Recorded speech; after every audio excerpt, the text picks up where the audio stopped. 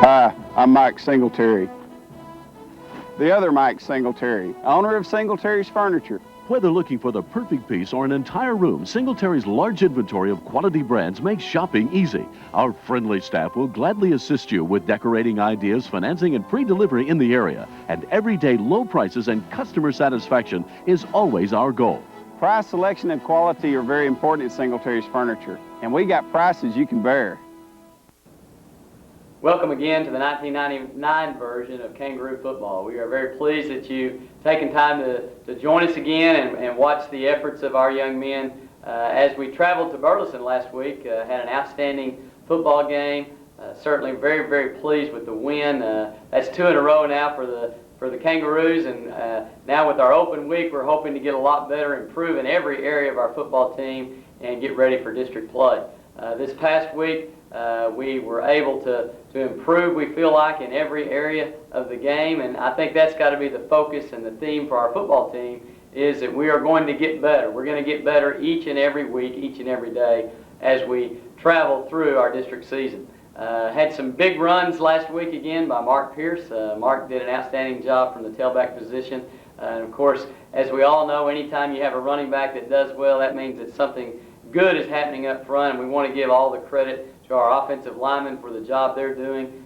Certainly we can continue to get better in our offensive line play, but we are really, really pleased with the way those guys are coming off the football and engaging their opponent. You know, that's the unsung hero of any football team are the guys in the trenches, the men up front, and we are just extremely, extremely proud of our linemen, the way they are continuing to improve. But Mark had another good game. You know, man, what a very fierce competitor he is, and we're very proud of his efforts. Our fullbacks continue to do an outstanding job in rushing the football and in blocking for Zach and Mark, and our execution offensively, we feel like really improved this week and got better.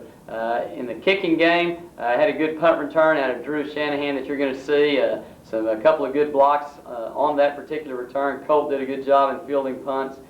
We did a good job in that area. Almost got a couple of blocked punts. Riddle, our strong safety, came very close on a couple of occasions.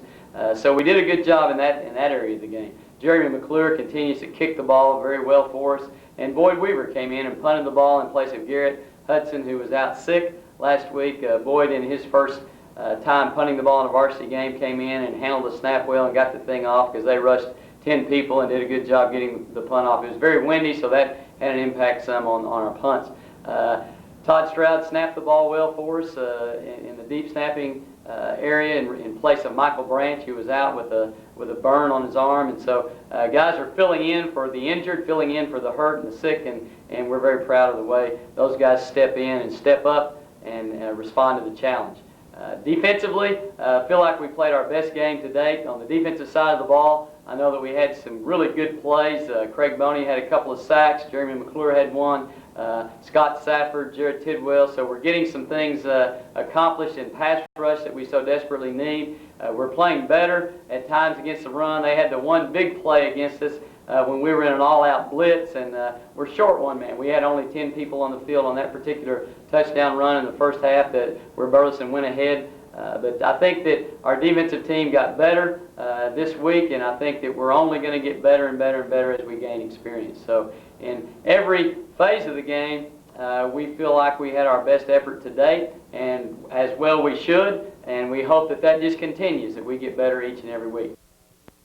Hi, I'm Mike Singletary of Singletary's Furniture. You know, there's only one thing more relaxing than fishing, and that's kicking back in a good recliner. At Singletary's Furniture, we have a full selection of top quality recliners, such as Flex Steel, Best Chairs, Ashley, and Lazy Boy. Come by and see how great these recliners are, because once you sit in them, you're never going to want to get out of them. Catch the big savings at Singletary's Furniture, 1215 Highway 180 West in Weatherford. I want to take this time to again thank all the sponsors who are making this broadcast possible. Of course, the people who do it, Brad Stroud, the Rue Moms, and dads who have done all the work in selling the sponsorships and doing all the commercials and everything. We just really, really want to thank you. And of course, Lisa, the kangaroo mom herself, who spent so much time, Lisa Whitson spent so much time in getting this off the ground. And to the sponsors, who make it possible. Thank you so very, very much for making this possible for the young men of Weatherford who work so very, very hard to try to put together a successful football team. And I think we're headed that way. Only time will tell, but I certainly think that we're off to a good start, 2-1, as we're into our open week, and we're going to get better this week, get in better condition, and be ready for Castleberry and homecoming, opening the district play for 1999. Thanks again for joining us, and again, sponsors, thank you so very much, and Mike, thank you for making this little part of the program possible as well. I'm Mike Singletary. Everyone knows I love to rough it in the great outdoors, but sometimes it's hard to get a good night's rest sleeping on this hard ground. I sure miss my Sealy mattress. Where'd you like the new mattress, Mr. Singletary? Just put it in the tent. Come check out a wide selection of fine Sealy mattresses at everyday low prices at Singletary's Furniture. Dad, Mom said it's time to come in for supper.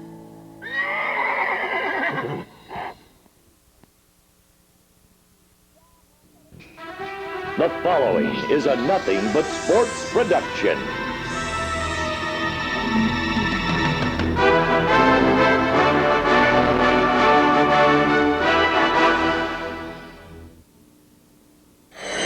Hi everyone, I'm Bob Tallman, and it's Weatherford Kangaroo time here at Nothing But Sports. But first, NBSP and our sponsors would like to say congratulations to you, the players and coaches, participating in today's game.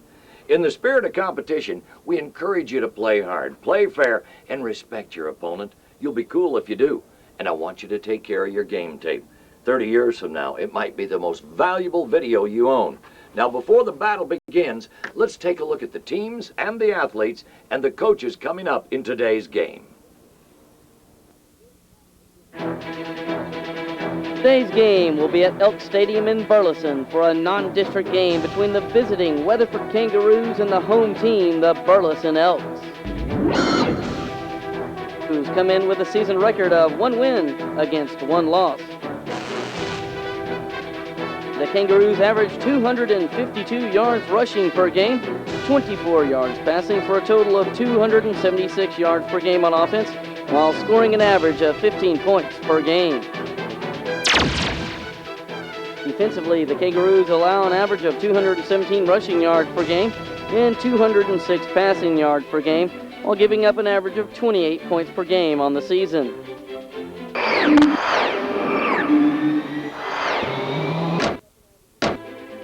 Here's what head coach Larry McBroom said about his opponent, the Burleson Elks. He said overall they're a very good team and will have to be ready. He says his offense will have to get that running game going, and the defense has to read the opposition's offense. That's head coach Larry McBroom, the Weatherford Kangaroos. It looks to be an exciting battle between these two powerhouses coming up right here on NBSP. We'll be back in a moment with Nothing But Sports player profiles for a close-up look at the players and coaches. Stay with us. Honey, can you pay these bills? It won't take you very long if you use Texas Banker Online. Sure. Girls, I'll be right back. Texas Banker Online, a simple and secure way to bank over the internet with no service charge. Now you can pay bills quickly and conveniently from the comfort of your own home with Texas Banker Online. That was quick.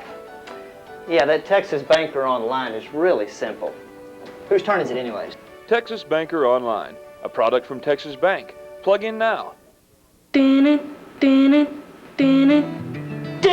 They dress him up like a ghost and he's looking through and it's Halloween and he's walking around like this. My parents told me to go swimming, and I was like, no. You love watching movies, and Blockbuster thinks you should be rewarded for that with Blockbuster Rewards, where the more movies you rent, the more free ones you get. Plus, get a free Blockbuster Favorites movie every month. He got on top of that bomb just like it was a horse. He was going to ride that rascal all right on into where it was going. Join Blockbuster Rewards today and go home happy.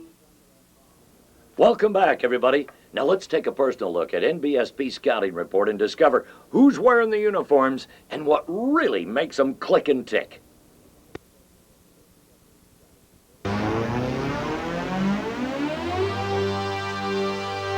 For the Kangaroos, we have number 44, senior Mauricio Marin. He is an offensive lineman and also an inside linebacker for Weatherford. He likes to weight lift, plays soccer, and he likes to fish. He wants to become a fireman or a coach. That's number 44, Mauricio Marin, for the Weatherford High School Kangaroo football team. Number 50 for the Weatherford Kangaroos, a junior, Scott Safford. Plays offensive line and also on the defensive line. He likes to wrestle, likes weightlifting, likes music and TV, wants to become a strength trainer at a major college or pro team. That's Scott Safford of the Weatherford Kangaroos.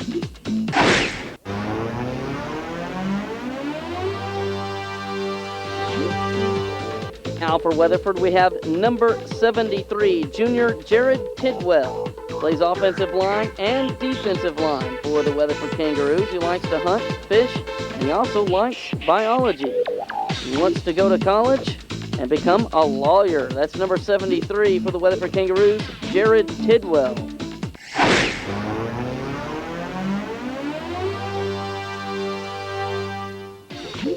For the Kangaroos, we have number 74, Clint Hammerman. Plays offensive line and inside linebacker for Weatherford. He's a senior.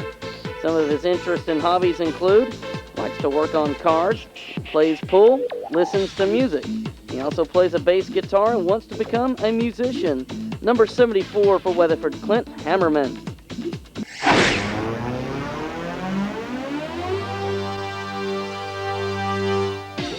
Now we have number 88 for the Weatherford Kangaroos, Jermaine Leslie. He's only a sophomore, but he plays tight end and defensive end for Weatherford. He likes to swim, play pool, and watch sports. He wants to play football at the University of Texas and become a teacher or a coach. That's number 88, Jermaine Leslie, for the Weatherford Kangaroos.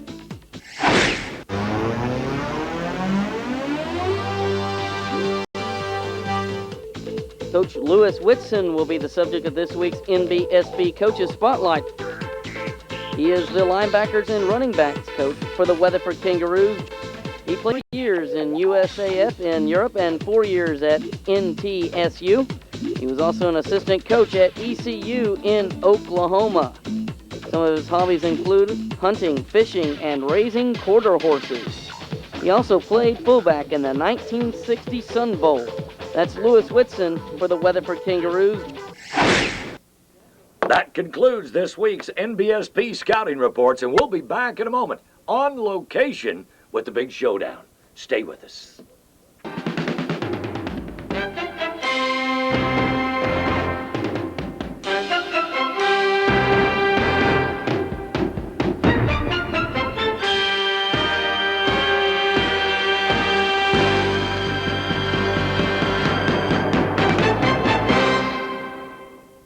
Today's game is being brought to you by Texas Bank. With us, it's personal. And by the New Car Dealers, backing the Roo Crew in '99. On the offensive line tonight for the Roos, you'll see Branch, Such, Ross, Antillian, Hash, Connell, Brown, Nunn, and Simmons. Backs and receivers include Boney, Hudson, Pierce, Borland, Legale, and more. You'll also see Shanahan, Leslie, Cook, Holm, Clayton, and Coates. Branch will be the deep snapper on punts, PATs, and field goals. Phillips and McClure will be handling the place-kicking duties, and Garrett Hudson will be punting for the Roos. Defensively, you'll see Merritt, Safford, Tidwell, Such, Cope, and Day. The linebacking crew consists of Carlisle, Such, McClure, Marin, Stroud, and Hammerman. The secondary for the Roos will consist of Wilkie, Clay, Weaver, Borland. You'll also see Riddle, Weeks, and McDaniel in the defensive backfield. Weatherford coaching staff consists of head coach Larry McBroom, LeBan DeLay, Adam Rupert, Dwayne Ross, Don Bird, David Beninati, Lewis Whitson, Brent Whitson. The strength coach is Ty Comstock, and the athletic trainer is Corey Pack. Little Miss Muffet sat on her tuffet. Tuffet Schmuffet. She would have sat on anything, she was so wasted.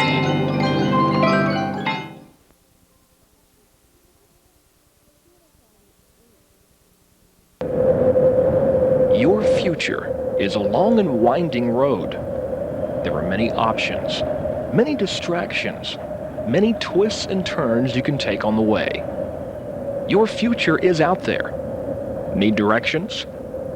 Weatherford College can help you get exactly where you want to go. So contact us today. At Weatherford College, our grads go places.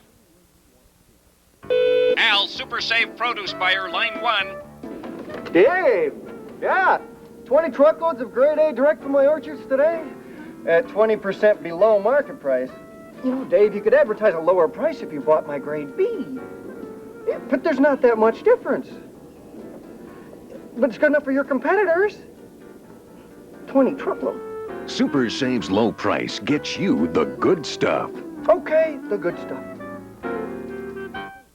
And we're going to have Jeremy McClure to kick off, and we have talked about the kicking game and how solid it has been so far. We did have an extra point that was blocked last week, but generally speaking, the kicking game has been very solid, and the coverage for the Kangaroos has also been solid, and we've got a good crowd again already coming in on the Kangaroo side. And the Roos will kick here, and they will, I believe, Mr. Reeby, they will have the choice in the second half as to what they want to do. So here is McClure, and he kicks one deep. Back there is Josh Mobley. Mobley for the Elks has it at the 5, 10, 15, 20. And he's up to around the 25-yard line and stacked up there by the kickoff team of the Kangaroos. And again, they get down there quickly, and the Elks will begin from inside their 25-yard line. Randy, that was just really good pursuit by the Roos on the first kickoff of the game there. It looked like Todd Stroud was on the bottom of the pile, but there were about 5 or 6 of the Roos that racked up that runner. Well, the Burleson Elks will try to spread the field out on you. They come out now in an offset eye, much like the Kangaroos. The Elks will bring 2 receivers to the right side, and quickly they will fumble the snap, and falling on it is Chris Jean. And boy, do we have a story to tell you about Chris Jean. Jean. I am the only Jean in Parker County, and when I saw Jean as the starting quarterback for the Elks, we checked it out, and we thought that there was a good chance there would be a connection, and it certainly was. It turned out to be a second cousin, and surprises are everywhere, Mark Reeby, in football. Here is the pitch out going to the left side, and this will get some yardage across the 25-yard line as we have Dustin Kirkland carrying, and Kirkland picks up some good yardage there, starting from the 23 for the Elks, and he gets out across the 27-yard line. We'll have a third down play and about 6 yards to go. Good hit there by Darrell Clay, and also number 21 returning to the starting lineup for the Roos, Chuck Wilkie. Chuck Wilkie back from an injury, and so is Cashin Carlisle for the Roos defensively. And we have a penalty, and this could be against the Elks, as we had some movement there in the defensive line from Weatherford, and that may have caused someone to move. Let's see who they call it against, and it is illegal procedure against Burleson. So the Elks will be moved back to the 22-yard line. It'll still be third down, but now they're going to have to go about 11 yards. Well, looks like the Roos kind of put their nickel defense back in as Todd Stroud has come in for Keith Such. And you really have to like the way the defense responded against Fossil Ridge. 3 big turnovers deep on the run end. Here is Chris Jean back to pass, and he gets one off that is tipped away by Clay as Clay comes across there. And you know, we saw Clay make so many good plays last week. He looks like a big play man on defense. Yeah, Darrell was just in the right place at the right time last week, and just made several outstanding defensive plays for the Roos. That particular play also, though, Randy, we saw the line get a good hard rush in on number 11, Chris Jean, the quarterback for the Elks. So the Elks will have to punt here, and the punt is end over end, and Colt Borland, no, stepping in front is Shanahan. And Andy has got a good wall, and he breaks through down to the 10, down to the 5-yard line. Oh, he got through there so quick. I thought he was going in the corner there, but somebody was able to push him out. He caught it on a dead run, crossing right in front of Colt Borland. And Drew Shanahan takes the ball all the way down to the Burleson Elk 5-yard line.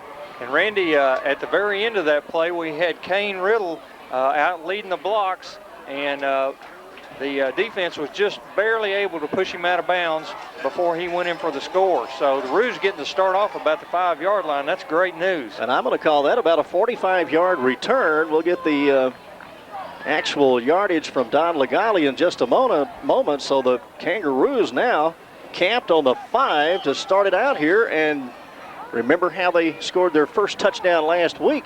That's right. Got a good punt return from Colt Borland, and then went in on a Pierce run. One receiver wide left and right. Here's the pitch out. There he goes. And there goes Pierce, and there goes Pierce in for the touchdown. In one play from the scrimmage, the Roos are in, and it is 6-0, folks, just like that. Randy, we had two great blocks on that play. On that left side, we saw Andrew Shanahan seal that inside, and then Zach Moore, the quarterback, also made a great block to let Mark Pierce just almost walk in. Well, now, I don't want to forget the wide receiver, too. Colt Borland took the cornerback on that side, and he drove him toward the goal post and took him completely out of the play. Well, we knew that Garrett Hudson would be out of this game, and, you know, he had been returning punts, so we wondered who would they. Here is the snap, and this one will be blocked off to the side, picked up by Burleson, but they will be stopped. So it is 6-0, and it will remain 6-0. And let's go ahead and take a break right here. We'll be right back with Weatherford Kangaroo football. It's 6-0, the Roos. We'll be right back.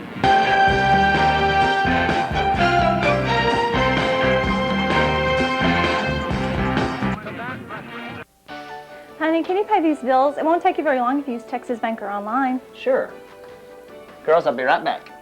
Texas Banker Online, a simple and secure way to bank over the internet with no service charge. Now you can pay bills quickly and conveniently from the comfort of your own home with Texas Banker Online. That was quick. Yeah, that Texas Banker Online is really simple. Whose turn is it anyways? Texas Banker Online, a product from Texas Bank. Plug in now. Can I have a puppy? What do you mean Grandma's never coming back? Why does she get to stay up? Where do babies come from? Did you smoke marijuana when you were my age? The older they get, the more complicated the questions. Here's how to answer.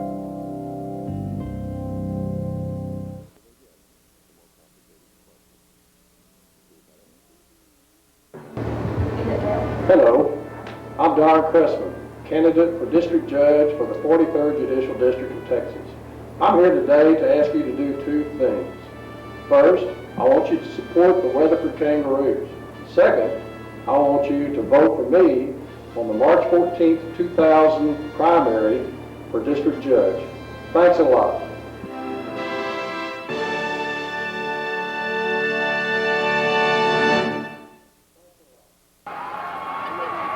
Welcome back to Weatherford Kangaroo football on KZ 1220, your sports center. The Kangaroos off to a fast start, a 5-yard run by Mark Pierce for a touchdown, and now McClure is kicking off. It's a line drive kick to Kirkland, who goes straight up the middle of the field. He has a lot of speed, but as he makes a cut around the 20-yard line, he's going to be stacked, and I see Todd Stroud coming off of that group that was there in to make a tackle, and also number 3 was in there. That's Kane Riddle. Kane Riddle.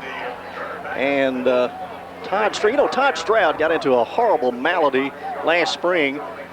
He came off the injured list on the baseball team, and he started hitting home runs. They couldn't stop him from hitting home runs. They messed with his his stance and everything else. He started hitting 2 home runs a game. Just could not cure him of that horrible illness. It's one I'd like to have had when I was playing baseball, Mark Reeby. I would agree with that. Handoff.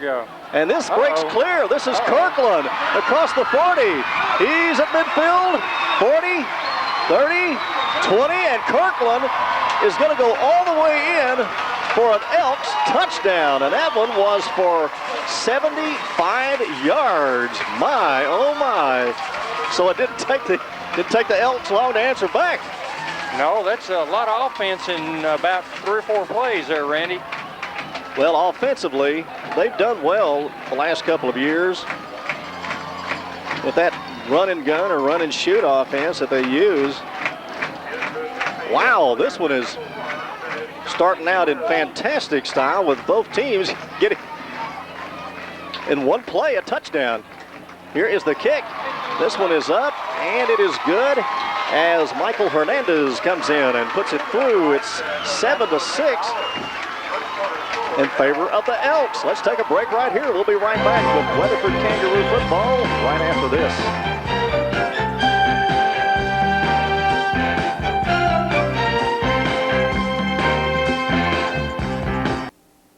Little Jack Horner sat in the corner.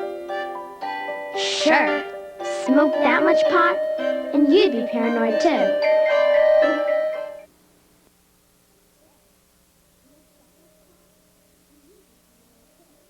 In the early days of Parker County, the courthouse and square was the focus of activity. Education was important.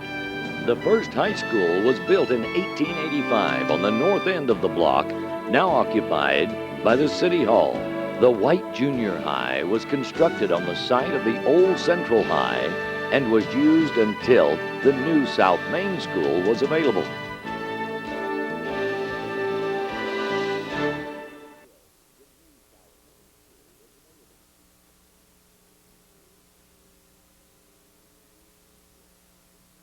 We are named Weatherford National Bank because we are Weatherford. From the rodeo to the Peach Festival to Christmas on the Square and everything in between, you'll find us there sharing in the rich heritage of Weatherford and Parker County. Come by any of our 5 offices located throughout Weatherford and Aledo. You'll find free checking with overdraft protection, full-service mortgage department, extended lobby hours, and even Saturday banking, all the services that our customers have come to expect. Weatherford National Bank, member FDIC, an equal housing lender.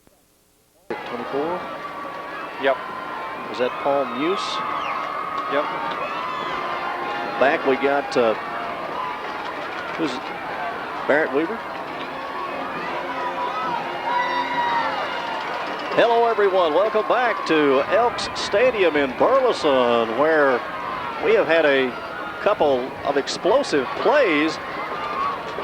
Kangaroos get a big punt return from Andy Shanahan all the way down to the 5-yard line. That was a 45-yard return on the first possession of the Burleson Elks, and they don't get the extra point. And then on the first play, after the kickoff, the Burleson Elks break one, a 75-yard run. We haven't seen anybody do that yet against the Roos. I think that's the first big play like that just breaks totally clear, and the Roos not able to catch up. Here is the kickoff. It's going to be rather sharp. We got a fair catch over around the 22-yard line, and it will be fair caught by the Roos. And over there is Kane Riddle. Kane Riddle with the reception of that kickoff, and the Roos will start at their 22-yard line, and we see the punch kick being used more and more by teams. Well, after Andrew Shanahan took off with that punt, I imagine Burleson may have changed their strategy and just wanted to keep the Roos from having a run back if they could keep it. Well, let's see if things slow down or if they keep at the same pace. The Roos coming out in the offset eye. Here's a pitch out to Mark Pierce, and this time coming in for a good tackle is Nathan Uranga, linebacker for the Elks. Nathan Uranga is a sophomore, and had he not made the tackle, that might have broke open. It'll be a gain of 2 or 3 yards. It's called it second down and about 7.5 needed for the Roos. The ball is at the 24. Moore, of course, the quarterback, has a word or two there with Mark Pierce. 2 receivers out. This time he fakes it to Pierce. Here's a pass out to Shanahan. He picks it up. Was it a lateral? They're going to call it an incomplete pass, as that one was forward. So incomplete to Drew Shanahan, and I think he does go by Drew Shanahan. I've heard people call him that. We'll have to ask Andrew how he wants it. Randy, that was a smart heads-up play by Shanahan, because that very well could have been called a lateral or a fumble, and so he picked that ball up, took off just to make sure. So the Roos will have a 3rd down play. They will need 7.5 yards. 1 man in the backfield, that is Pierce. We've got 2 receivers now to the left side. Here is a good pass. And Borland has it knocked out of his hand at the last second.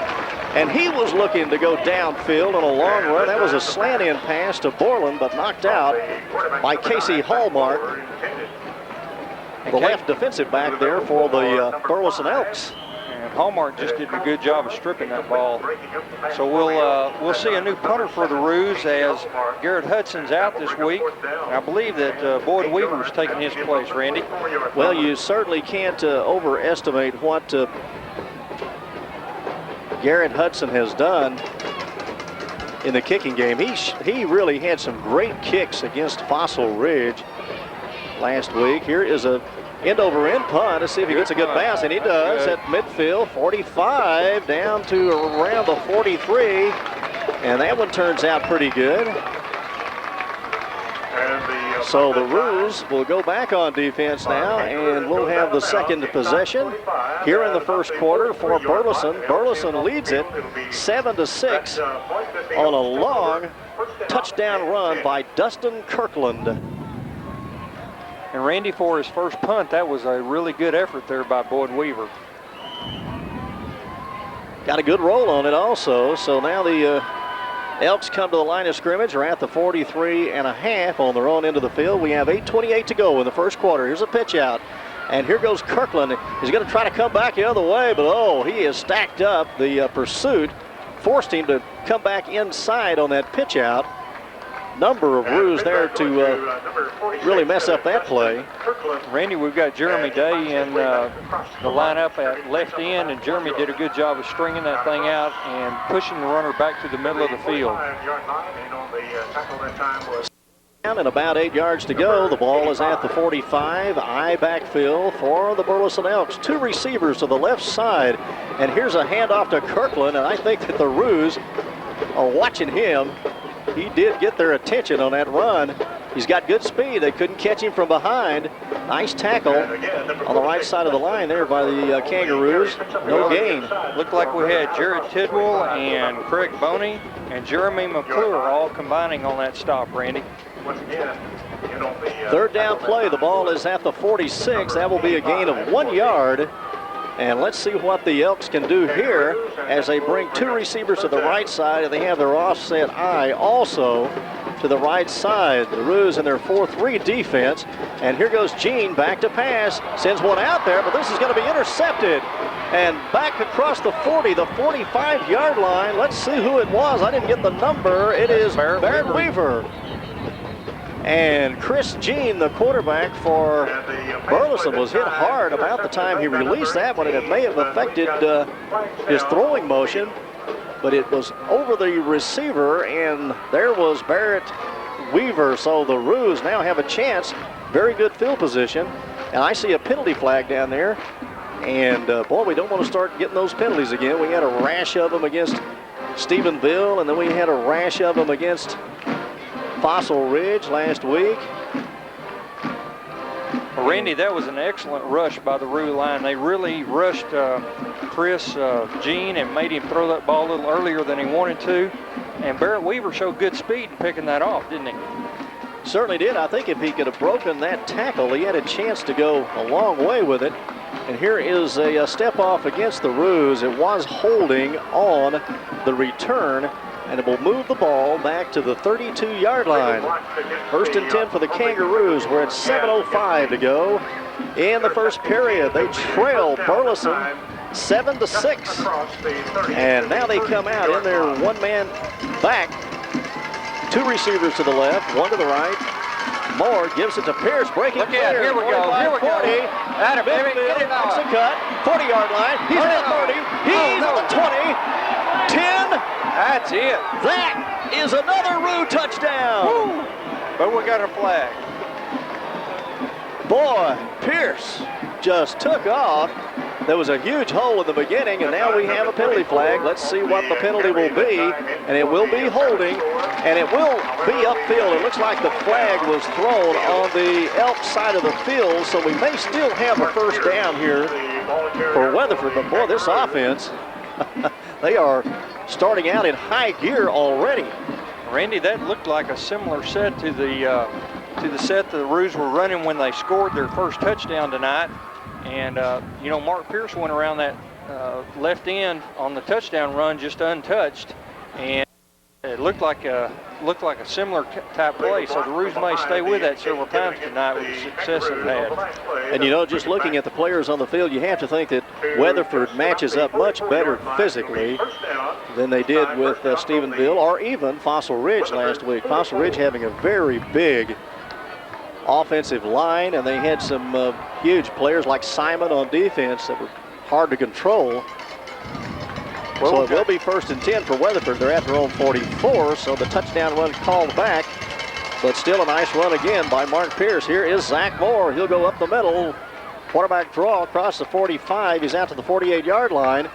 We have seen Zach do that many times already in the first 2 or 3 games of the season, and he certainly can shoot through that hole very quickly. Randy, anytime you need about 4 yards, it looks like all you got to do is call number 9's number, and you'll pick those up.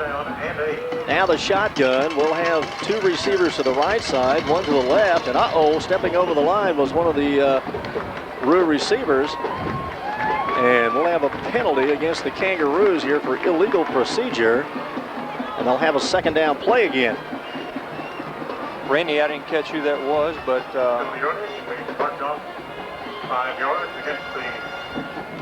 well, they do have some changes offensively. Cashin Carlisle is playing some offense. Colt Borland is out there down the left side, and now here is Chad Legale and Cashin Carlisle, the 2 receivers to the right side. And Moore having a problem with the snap, slips out of his hand, and he's going to be downed immediately. Coming in very quickly was Ben Rowe to make that tackle. As problems on the snap there. The shotgun, that's one thing you worry about the shotgun, especially in high school.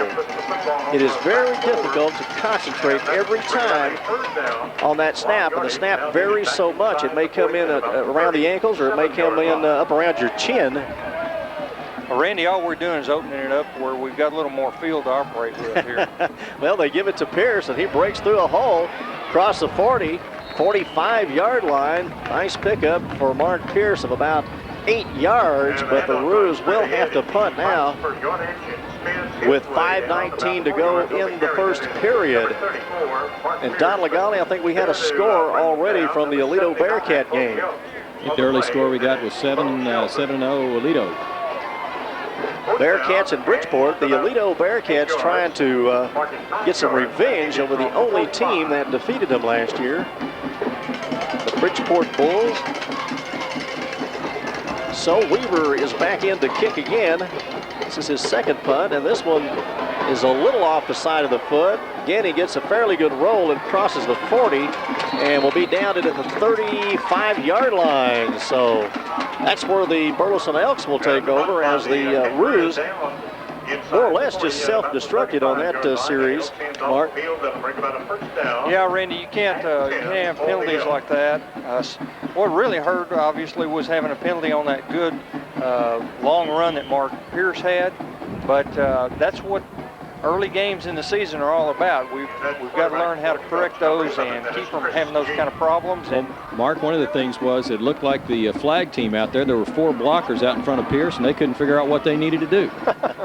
Wasn't enough people to block, was there? 1st and 10 for the Burleson Elks now. Here is Chris Jean. He's going back to pass, and he flips one out that will be caught at the 40-yard line.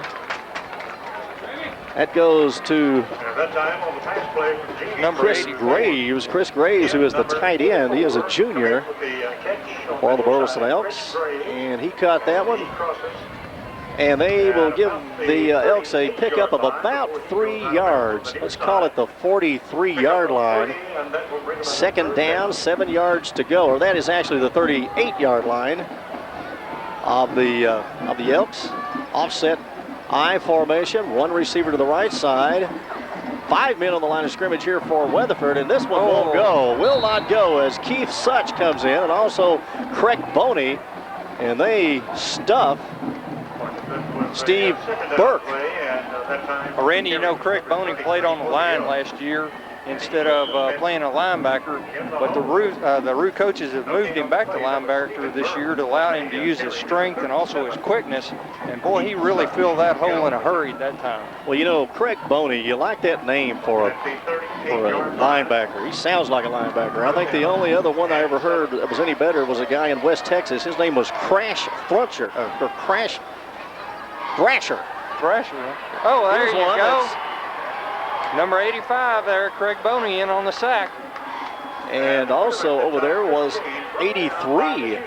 That's Andy to make Cope. A blue. That is Cope. Andy Cope also in there. And what a nice defensive stand that was as they push him back.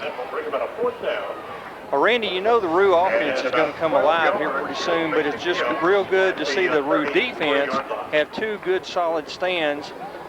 Since they gave up that early touchdown, they've really kind of solidified here in this early part of the first quarter. Well, they've certainly made some kind of adjustment because Burleson has not been able to move the ball too well. Here's a punt, almost blocked, and it's going to be fumbled, but they do get on it. The Roos are able to get on the ball at the 49 as that slipped out of the hands, I believe, of Andrew Shanahan at around the 45, but he fell forward. Thank goodness for that, because there were 2 or 3 Burleson Elks right in front of him ready to jump on the ball. So now the Roos will start with 3:06 to go in the first quarter. They trail 7-6, but they have looked dangerous, folks. Well, and other than the first series of the game when the Roos started on the 5, this, I believe, is their best field position so far. One receiver to the right side, one to the left. They have a wingman to the right side. Also, here's Pierce, and he is almost unstoppable as he grows across midfield down to the 45 on the outside of the field, and inside the 45. That's a gain of about 8 yards as they're going to mark it at the 44. Second down and about 3. This is a good situation here for Weatherford. We do expect them to try to pass a little more in this game. Randy, I believe as strong as our line is compared to their defensive line, I believe we can just push the ball down their throats all night long if we just decide to do that. Offset I, Pierce in the backfield along with Shanahan. Here is the pitch back to Pierce. He's going to go to the outside, has a hole. Gets away from a couple of defenders across the 40 and finally run out of bounds around the 35-yard line. A good move. And we have seen Mark Pierce break tackles like that in the first 3 games many, many times. He is just a tough man to bring down. Yeah, and Randy, he did a good job with dancing down that sideline. He probably picked up another 4 yards as he could have just gone out of bounds and not get hit at all, but Mark did a good job of keeping his feet in bounds and lunged forward for a couple extra yards. And it's a first down at the 34-yard line of Burleson. Kangaroos have been able to move the ball so far here in the first quarter. Zach Moore, quick pass to the left side that will go over the head of Kane Riddle, who was in the flat on the left side. Zach Moore fakes it to Pierce to try to slow down that rush, and he spins all the way around and throws it to the left side, but it was high. Randy, this morning in the coach's show, Coach McBroom was commenting on how often the Burleson Elks rush folks, and they'll rush their linebackers 2 and 3 at a time.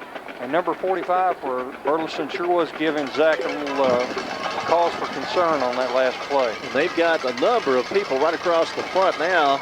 And let's see if they bring their linebackers in too. Good move by Pierce. He gets away from one man, another across the 30. And tackled at the 29 of the Elks. Nice move by Pierce as he was almost trapped in the backfield. Well, that was a spin move. That was kind of a Walter Payton move right there, wasn't it? A little sweetness. Well, he can run over you, or he can run around you, or he can just sidestep you, as he did there. Randy, a real important down here. The Roos are sustaining a good long march down to the 30. Sure do need to pick up this first down here. And they place it right on the 30 with the shotgun formation for Moore. Left side, finds a hole. He is near the point needed at the 25 as he just dives right at the end of that play. And that time, the quarterback. We have seen some good blocking. Yeah, over there on that line. That was Bradley Simmons over there making a good block. Yeah, Bradley, and we've got Jason Such over on that side. Zach just dove forward to pick up the first down. And we've already talked about Jose. You call him Antillion. I've also heard Antio. And we're going to have a short timeout right here. Let's take a timeout. You're listening to Weatherford Kangaroo Football on KZ 1220, your sports center. We'll be right back.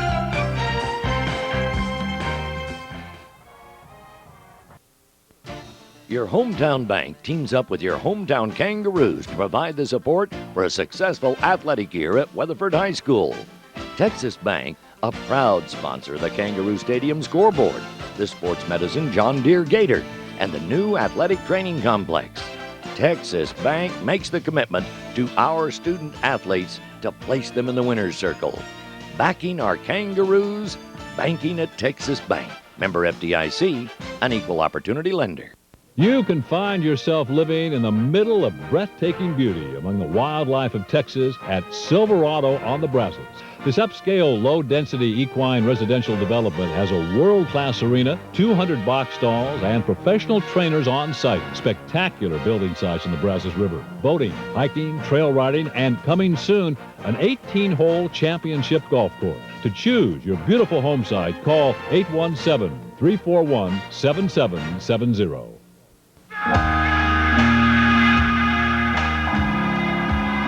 It's always someone else's kid who smokes marijuana. Someone else's kid who's messing up in school. Someone else's kid who's having trouble at home. But what happens when someone else's kid meets your kid? Talk to your kids about marijuana before someone else does.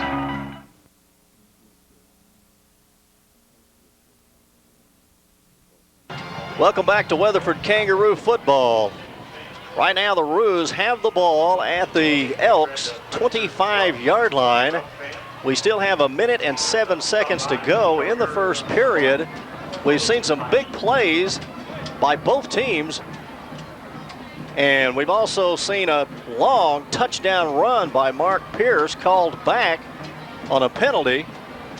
Now the Roos have it, as they have stopped the Elks twice after giving up a 75-yard touchdown run to the Elks' Dustin Kirkland, who broke clear on their first play from the line of scrimmage.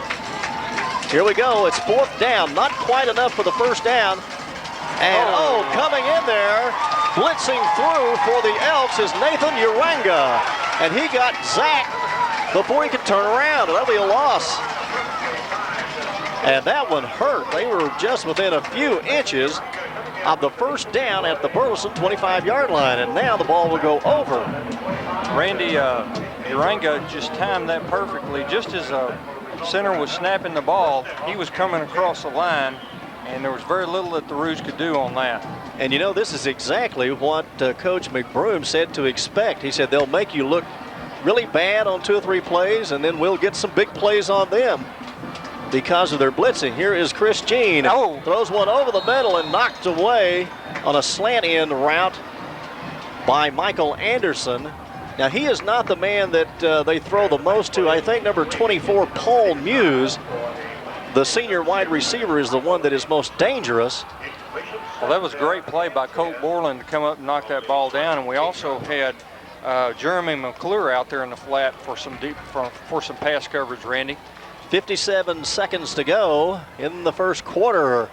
2nd down play for the Burleson Elks. 2 receivers to the left side. Now they have a pro set in the backfield. And here's a draw play, and back there quickly. Several roos. I see Cashin Carlisle. I also see Safford. And you know, Safford last week is the man that actually caused the fumble by Fossil Ridge on the 2-yard line. You remember they were leading the game. Had they gone in there, they would have had a 21-10 lead. Safford shot through the line and bumped into one of the blockers for Fossil Ridge and actually knocked him into the big back for Fossil Ridge about the time he was getting the ball. And that turned out to be one of the biggest plays in that game, I think. And then we had Darryl Clay fall on it. Gene back to pass. There is the draw play, and again, no go. Just a great job over there. We had Jeremy Day and Cashin Carlisle, and also number 73, Jared Tidwell on that stop. And it seems like you'll have a big play by Safford in there, then you'll have a big play by Jared Tidwell, and they are two very, very quick tackles. That's right. Not big, but they can get through that line quickly. That is the end of the first period of play with the score, the Burleson Elks 7 and the Weatherford Kangaroos 6. We'll be right back right after this.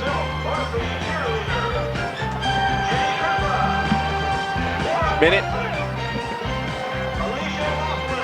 We'll try to make all these 1 minute.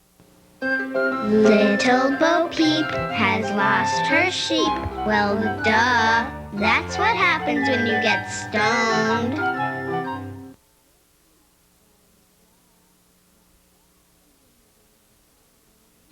Teamwork. That's what it's all about in football. The teams that win championships always work together. It's the same in banking. The folks at First National Bank of Weatherford work together as a team to provide the best service possible. We're the best bank in town because of teamwork. We treat all our customers as a VIP because to us, everyone is important. Come by today and see what teamwork can do for you at the First National Bank of Weatherford. Member FDIC and an equal housing lender. Here at Green's Florist, we strive to please our customers. Come by and see our large selection of silks, plants, cut flowers, balloons, and novelty items. Established in 1957, we're the oldest family-owned florist in Weatherford, having over 55 years of combined experience with a friendly and knowledgeable staff. We're located at 701 North Main. Give us a call at 594-2733, and we send flowers worldwide. Welcome back to Weatherford Kangaroo football. We're coming to you live from Burleson Elk Stadium in Burleson. The Elks have a 4th down play now. We're starting the second quarter. Back to punt is Paul Muse, and back deep is Colt Borland for the Kangaroos. As the Roos defense has really stiffened up since the first big play by Burleson. 75-yard run by Dustin Kirkland to get them started. Here is a kick that will go end over end. Now here's a chance for Borland. Let's see what he does. Gets across midfield down to the 45, and this will be very good field position. And you know, Don, we've got to take advantage of this field position we've been getting sometime or another, because it seems like it always turns around at some time in the game. Well, we were down close there on that last drive, and unfortunately got to the point where a blitz stopped us on a 4th and inches, or we were on our scoring drive right there. Randy, I just keep feeling like at any point in the game here, the Roo offense is just going to explode. We may run off 2 or 3 touchdowns in a row. Well, you see the size of the holes that are being opened up in the Elks defense, and you have to feel pretty good about the offense and what they can do here. Zach Moore spins around, fakes, gets away from one defender, and then is hit as he crosses the 40, and he'll have about 7 or 8 yards. And you know, I know we've been trying to pass the ball some, Randy, but against this particular defense, I'm not so sure that we don't need to establish that run and maybe just push it down their throats, and then that may open up the pass right there. Well, right now it seems like it's obvious that Weatherford could just pound the ball against Burleson. Well, our line's definitely whipping them right now. One man in the backfield. Here's Zach Moore, and that is Pierce. There he goes. Big hole across the 35, down to the 30. They've got to hold on to the ball. We don't want any more inopportune penalties here. This is a crucial juncture in the game, and the Roos need to get back on top here. The ball is at the 30-yard line, 1st and 10. Well, this is where you see championship teams, Randy, really start to take over. The mental aspects of the game are probably the most important right here. And exactly what you said, not making any mistakes is what will get us into that end zone right now. One receiver right, one left, wingman, and see, here's a mistake as Pierce, the one man in the backfield, steps early, and we're going to have a 5-yard penalty.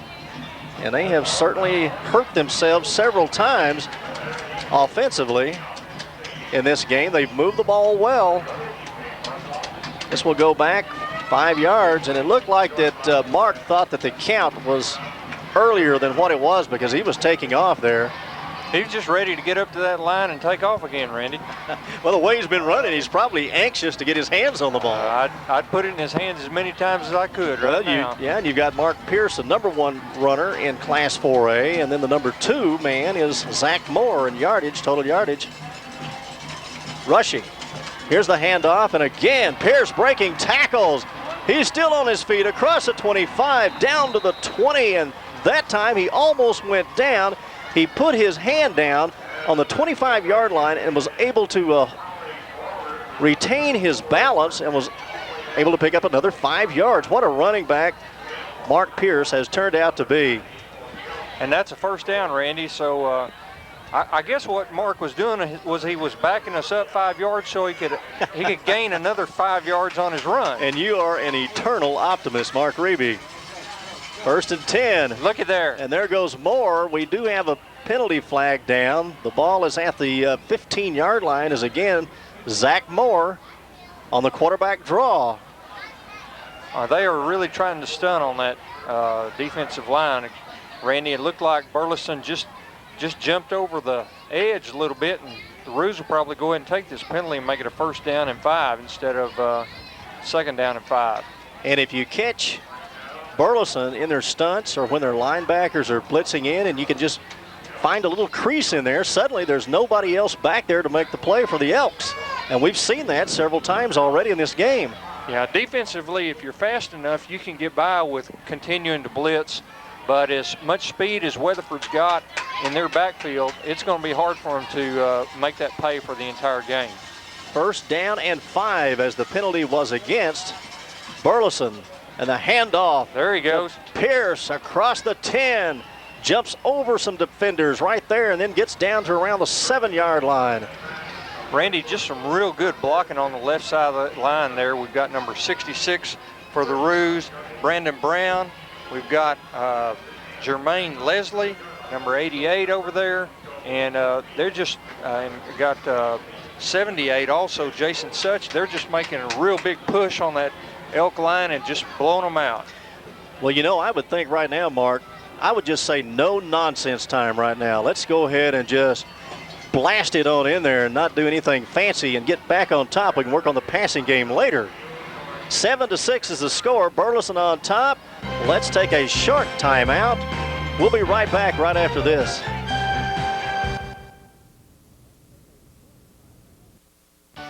Honey, can you pay these bills? It won't take you very long if you use Texas Banker Online. Sure. Girls, I'll be right back.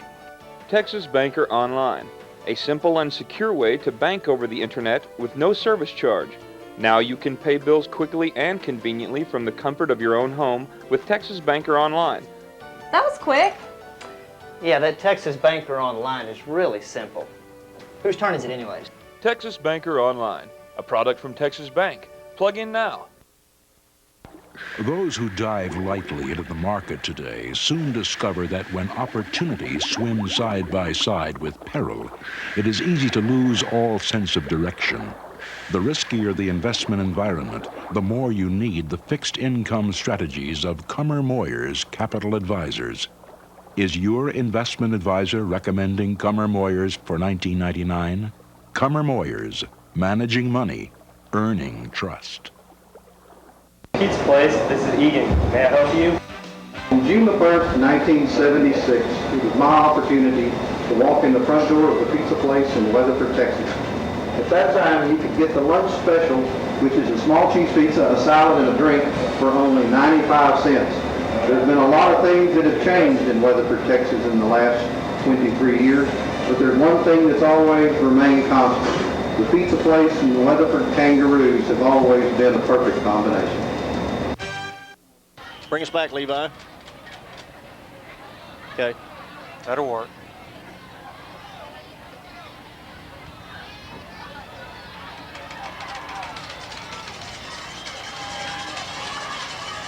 First and goal for the Roos now at the Burleson 7-yard line. Here is the pitch out to Pierce. He makes a great cut inside the 5. Did he get the touchdown? He is right at the goal line, and what a cut that was as he saw several Elks storming from the outside, and he just cut right inside of them and then ran over somebody and got right to the goal line. So second and goal for the Kangaroos now, as it doesn't look like they're going to take any chances here. They're just going to give it to Pierce and let him punch it in. We might even see a quarterback sneak here for a touchdown by Zach Moore, as close as they are. Not even chance to hand off up. They're going to give it to Pierce. He just trots in. Huge hole. Didn't they blow him out that time, Randy? And that is a Roo touchdown. Ooh. And they will move on top 13-7, and you can just hear a big groan come up from the Burleson Elk crowd there. It is homecoming night tonight for Burleson.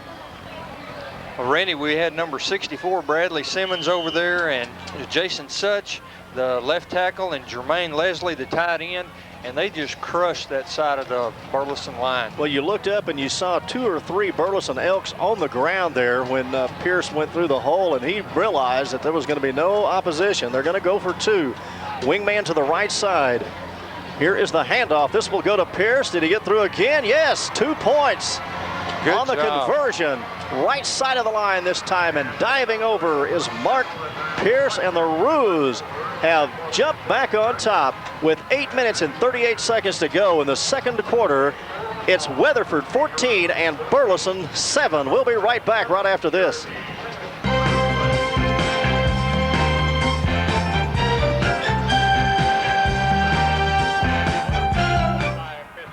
I just don't want to. I think a lot of kids smoke pot. I feel like I'm the only one who doesn't.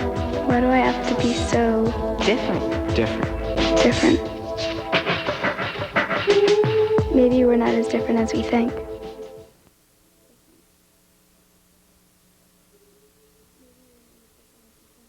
First National Bank of Weatherford is excited about the 1999 Weatherford High School season.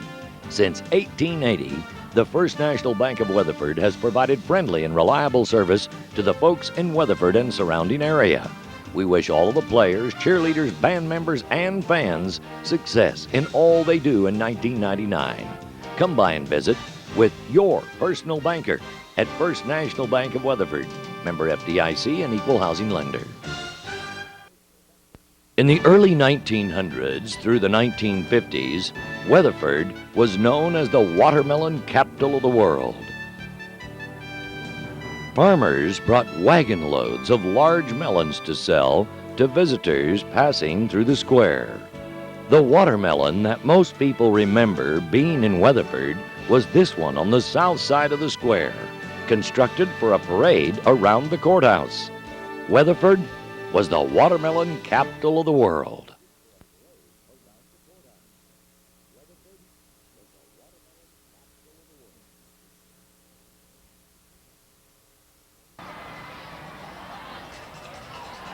Weatherford Kangaroos have got the lead 14-7 here in the second period, and Jeremy McClure kicks it short. It will be a punch kick, and coming up to make the catch and fumbling it at the 25 was Josh Mobley for Burleson, and he does land right back on top of it. Randy, we had number 3, Kane Riddle, in on that, and number 22, Shane Weeks, and number 37, Key Such, down there real fast on that kickoff return. Well, you mentioned Shane Weeks. He's running over to the side with his helmet off there. You know, he is really a tough little player. I was watching him last week on film, and he just throws his body around out there. That's right. He gets everything he can out of the few pounds he's got. First and 10 from the 25 for Burleson. Gene will pitch it out to the left side, and that is Kirkland, and there's nothing doing as this time the Kangaroos are all over Dustin Kirkland. There is a penalty flag now, but I think this might even go against Burleson here because the Roos had several players over there. Yeah, it was a great job out there on the right side by Darrell Clay, who turned that play in. And then Jared Tidwell is showing his speed and his relentless pursuit there, Randy. Just tracked the back down and tackled him by the ankles. You know, I saw Darrell Clay playing for the Kangaroos back in the 70s. Spelled it exactly the same way, D-A-R-Y-L. You reckon there's any connection there? Well, I believe that that's a dad. Darrell Sr. was a good player, as I remember him. Well, they had a good year that year. I remember that. Second down, about 12 or 13 yards to go. Chris Jean, the quarterback. This will be a pass to the left side in the backfield. It was a screen pass, but over there quickly was Jeremy Day to stuff that one, and that's another loss. Back to the 15-yard line. Yeah, and Andrew Cope helping out on that, and then number 50 for the Roos, Scott Safford, coming in and really delivering a hard blow at the very end. We've got 3rd down and 20 now for Burleson, and since that first play, the Kangaroo defense has just been swarming all over the field. And Chris Jean has not had a lot of time. And, you know, he was not the starting quarterback. They had some suspensions a couple of weeks ago, lost 4 of their starters. So they're hindered somewhat. Here's a good pass. That one's over the middle, and it's caught. Slant pass around the 30-yard line. It will not be enough for the first down, as this time Chris Jean really whipped that one in there, so he's got the arm. Well, that's another case of the Roo defense bending but not breaking, Randy. We had Andrew Shanahan in on the tackle and Todd Stroud, just a host of the Roo backfield coming in to stop that pass from being a successful first down. So now the Roos are going to get the ball again. Looks like we're going to have pretty good field position. And back we have Andrew Shanahan, who already has a big punt return of 45 yards. Colt Borland is next to him. They're standing around the 40-yard line of the Roos. Here's a good kick, and here is Colt Borland at the 35. Straight upfield, the 40, 45. He gets to midfield before he's tackled as Chad McGuire jumps on him there. So the Roos, again, very good field position inside Burleson territory. Randy, we had some good blocking up front there by Chuck Wilkie and Kane Riddle, allowing Andrew to piece together a little bit more of a return. 6:21 to go in the second quarter. Kangaroos 14, the Burleson Elks 7. Don, is this is about the 3rd or 4th time the Roos have started out near midfield today, isn't it? Be about our 3rd time at this point. Good field position for the Kangaroos. Zach Moore will roll to his left. Now he's going to run with it. Gets back to the line of scrimmage. A good block inside the 45, down to the 41, as Zach Moore shows his speed.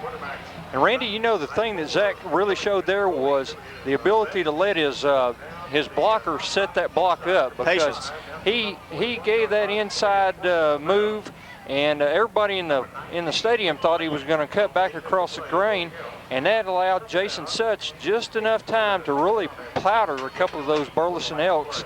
And he took 2 of them out with 1 block. 2nd down and 8, or 2nd down and 2, as he gained 8 yards. Pierce with the ball to the right side.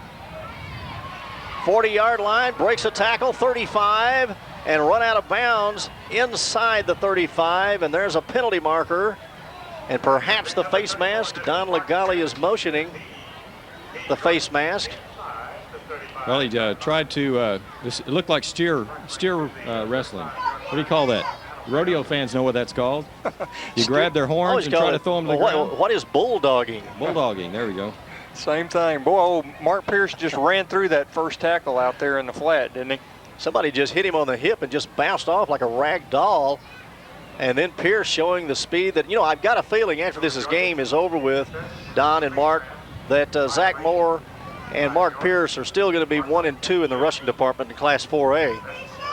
Well, it'd have to be something bad happen for them not to be, because they've got the offensive line really doing a good job of blocking for them right now, and they're both running hard and eating up those yards real fast.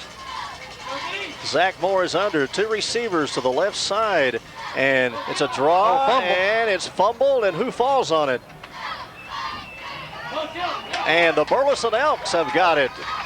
Looks like number 86 for Burleson came out of that pile with it. That's Joey Zanna.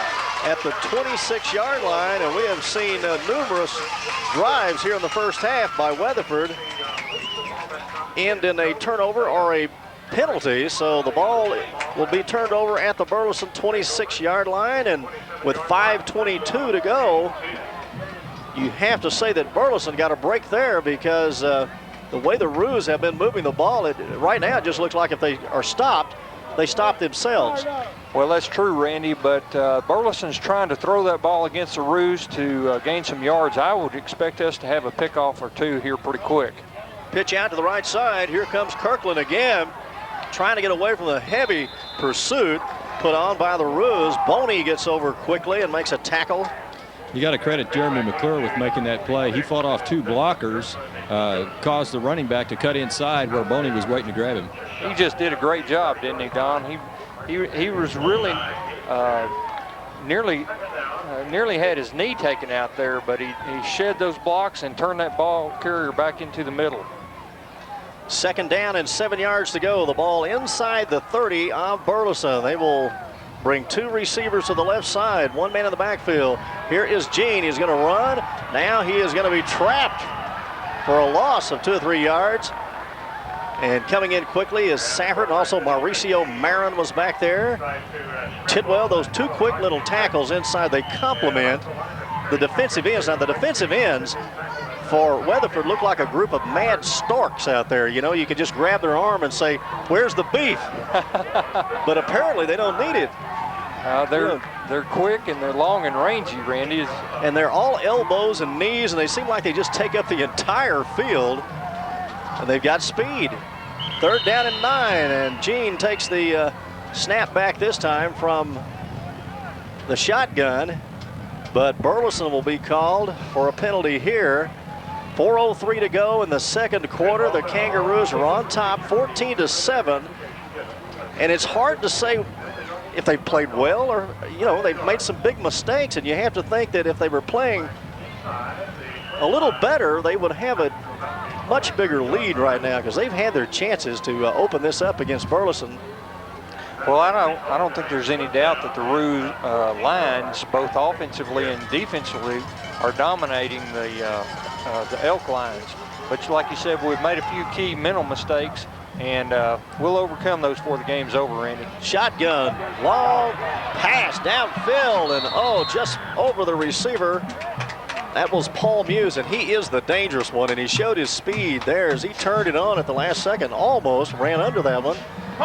And back was Barrett Weaver. Also back was Chuck Wilkie, who we're seeing for the first time.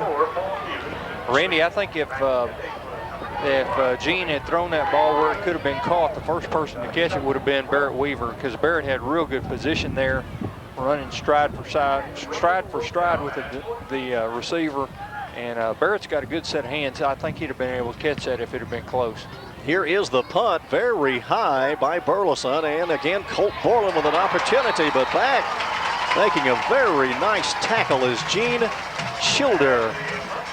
And Schilder comes storming in, senior linebacker for the Burleson Elks, and Borland will be stopped at the 44, so that's where the Roos will start out here in the second quarter. 3:25 to go. They do have a 14-7 lead, and this is a good opportunity to go in and get a couple of touchdown lead. Randy, let me give you the front line for the Roos right quick. Left tackle Joe Hash, Jose Antillon, left guard Michael Ross, Bradley Simmons, and Jason Such. Zach Moore, he goes under this time, turns around, fakes it to Pierce, runs to the right side, and again, there's a good tackle. Nothing gained on this play as Keith Gentry comes in and makes a play. The right tackle for Burleson.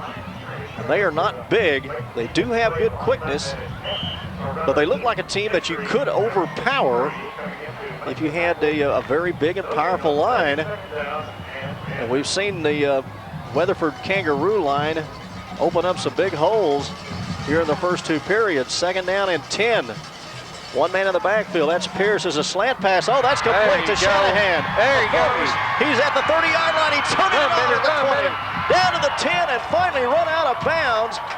And only a saving tackle by Lynn Williams, their big defensive back, saves that one. That would have been a touchdown. Let's see where they're going to mark the ball. Shanahan took that pass quickly from Zach Moore. He turned, but you know, Shanahan has got good speed. Yes, he does. He showed that on that punt return, but also, Randy, he caught that ball in full stride. And long pass play there for Weatherford. That will help those passing statistics. Here's Mark Pierce helping himself to some more rushing stats as he grows across the 10, and it finally is bulldogged down at the 5-yard line. And the Roos are down there quickly and a chance to score. They're at the 6.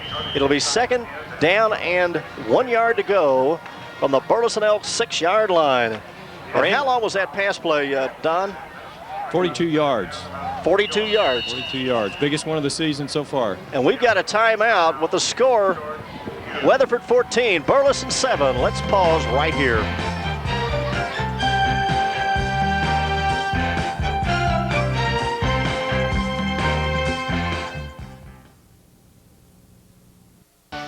Honey, can you pay these bills? It won't take you very long if you use Texas Banker Online. Sure. Girls, I'll be right back. Texas Banker Online, a simple and secure way to bank over the internet with no service charge.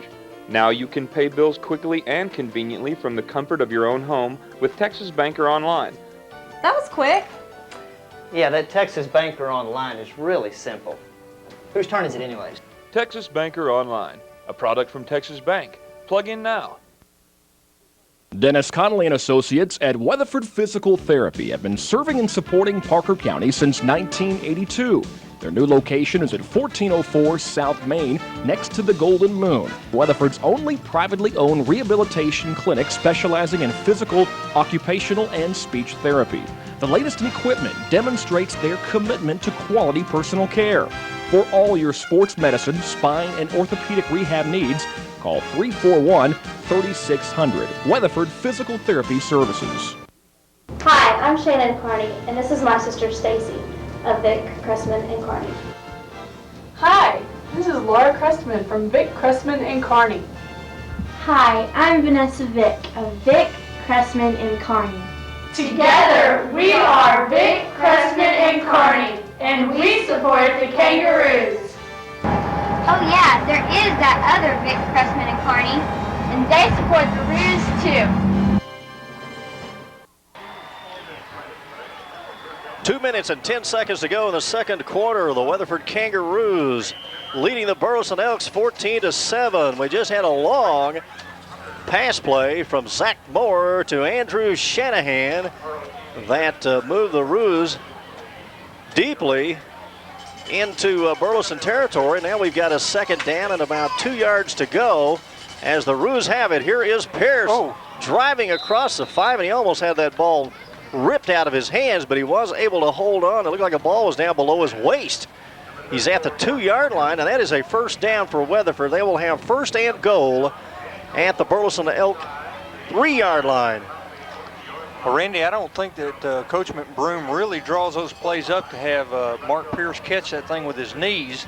But well, you know, if they have another fumble, they may just pause for a prayer, a team prayer or something. That's not going to happen. 1:54 left. 1st and goal. Here goes Pierce. He runs over people, and he's driving in for another Roo touchdown. Woo. Another great job by that right side of the line. I'll tell you, the guy that got in the way was Brandon Brown. He had to get pushed out of the way by Pierce to make enough of a hole. There were no Burleson Elks in the way, though. Well, I promise you, Brandon, he felt Mark coming up his rear there because Mark wanted to get in there for that touchdown. 3-yard run for Mark Pearson. He keeps piling up the touchdowns. I think he was the leading touchdown leader in Class 4A last week. He had 3 touchdowns against the Fossil Ridge Panthers last week. Colt Borland will hold. Here is the kick by Jeremy McClure, the left-hander. puts it through. It is now 21-7 in favor of the Roos. We'll be right back with Weatherford Kangaroo football right after this.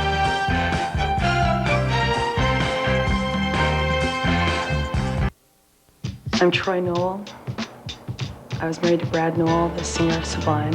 Brad died of a heroin overdose. Jake's been robbed of having a wonderful person to be his father. Educate yourself. Heroin kills, period. We miss him, and we'll miss him forever, and don't let anyone miss you.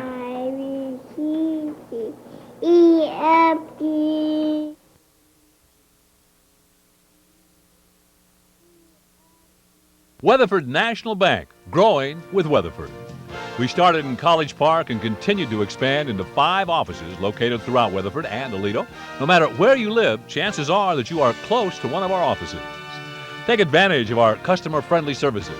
Free checking with overdraft protection, full-service mortgage department, extended lobby hours, and even Saturday banking. Weatherford National Bank. We kept growing until we became a part of Weatherford's history. Member FDIC, Equal Housing Lender. Trinity Paint and Body, owned by Bo Winstead, is located at 1600 Fort Worth Highway.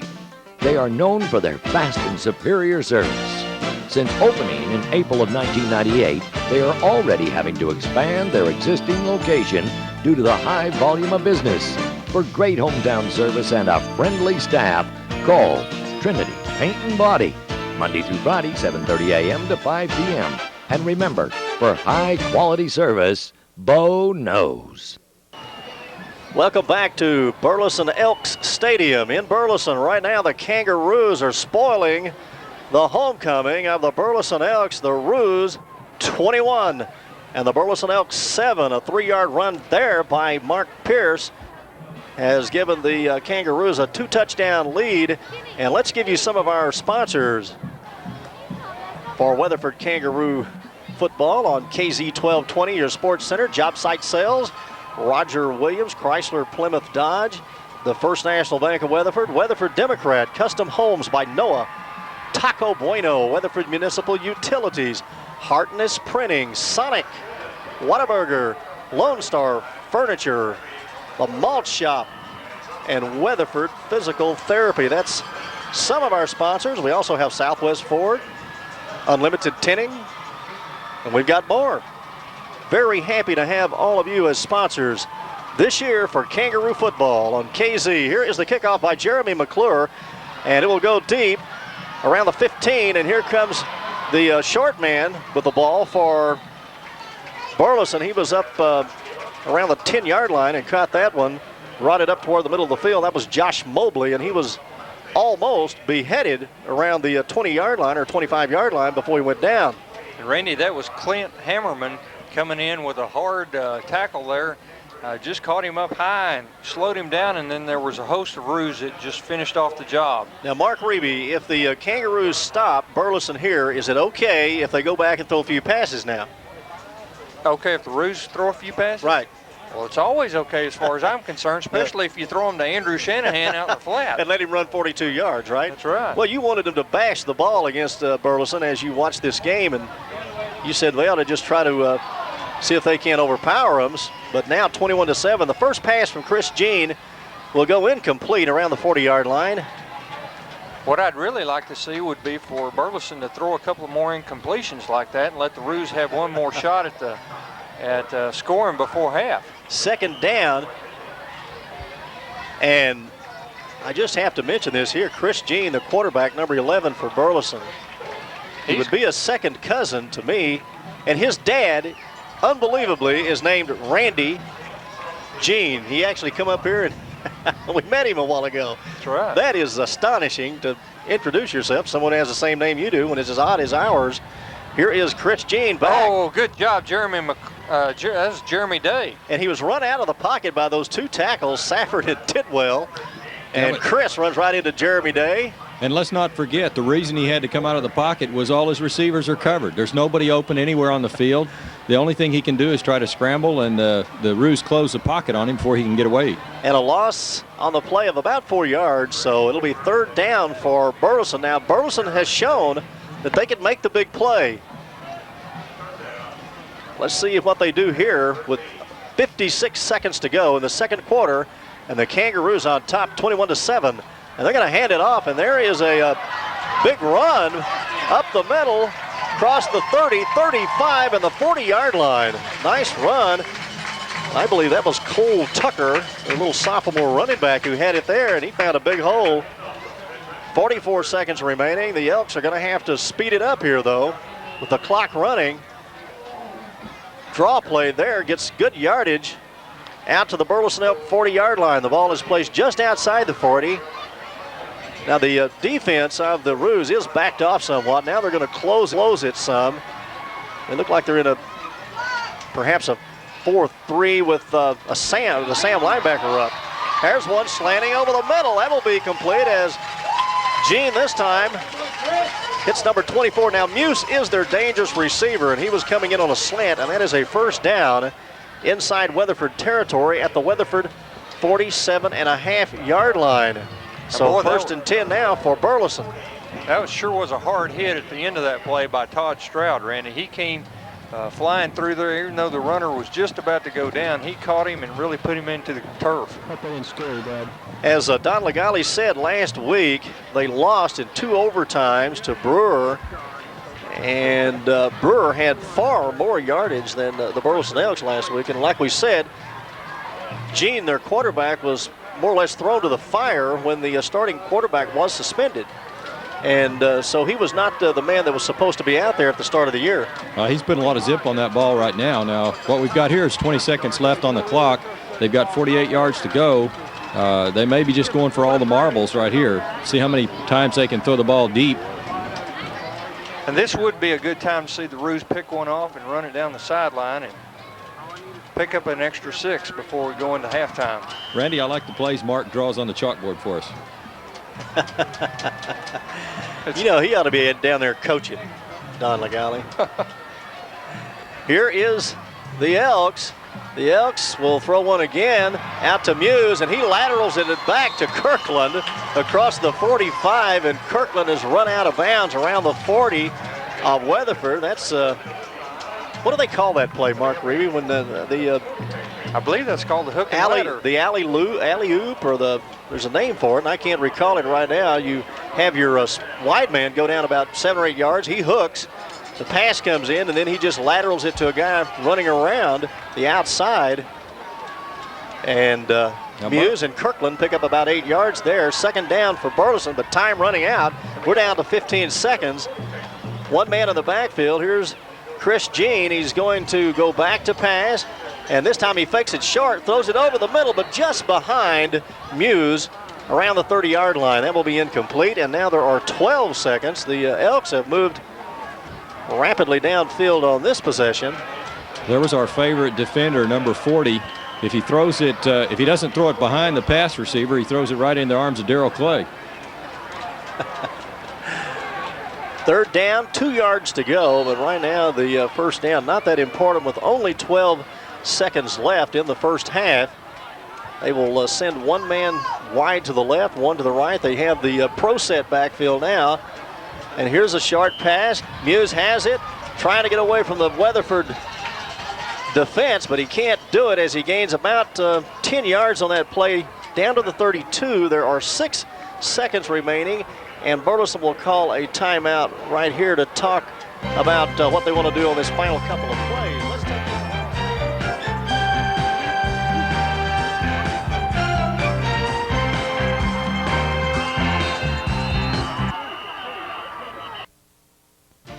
Your hometown bank teams up with your hometown Kangaroos to provide the support for a successful athletic year at Weatherford High School.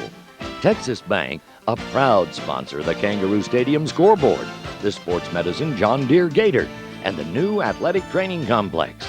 Texas Bank makes the commitment to our student athletes to place them in the winner's circle. Backing our Kangaroos, banking at Texas Bank. Member FDIC, an equal opportunity lender.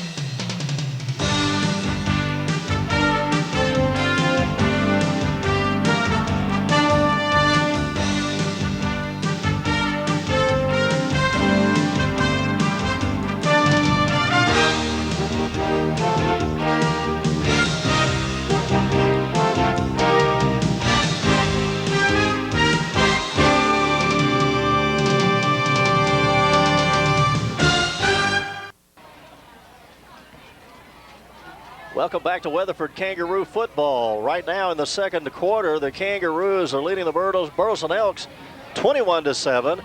Burleson has Randy on that defensive front right now. We've got Andy Cope and Jared Tidwell and Jeremy Day and Scott Safford. So we look to have a pretty big rush here, as we know that Burleson's going to try to throw that ball. 1st and 15. The ball is placed now at the 36 of Weatherford. Here is Gene back to pass. He's going to throw it deeply. And it should have been intercepted, but it went right out of the hands of the defender back there for Weatherford. And let's see who it was. It was Wilkie. Yes, Chuck Wilkie. He almost had his first interception, but that will end the first half of play with the score Weatherford 21. Burleson 7. We'll be right back, but we'll have some stats.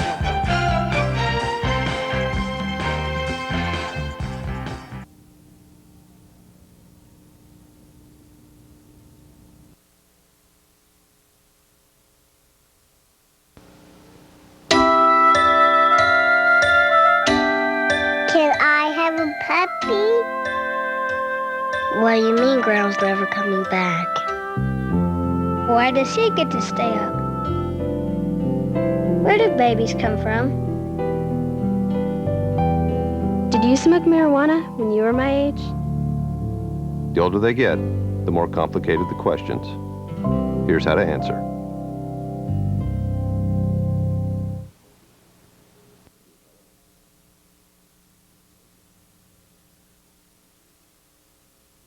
First National Bank of Weatherford is excited about the 1999 Weatherford High School season.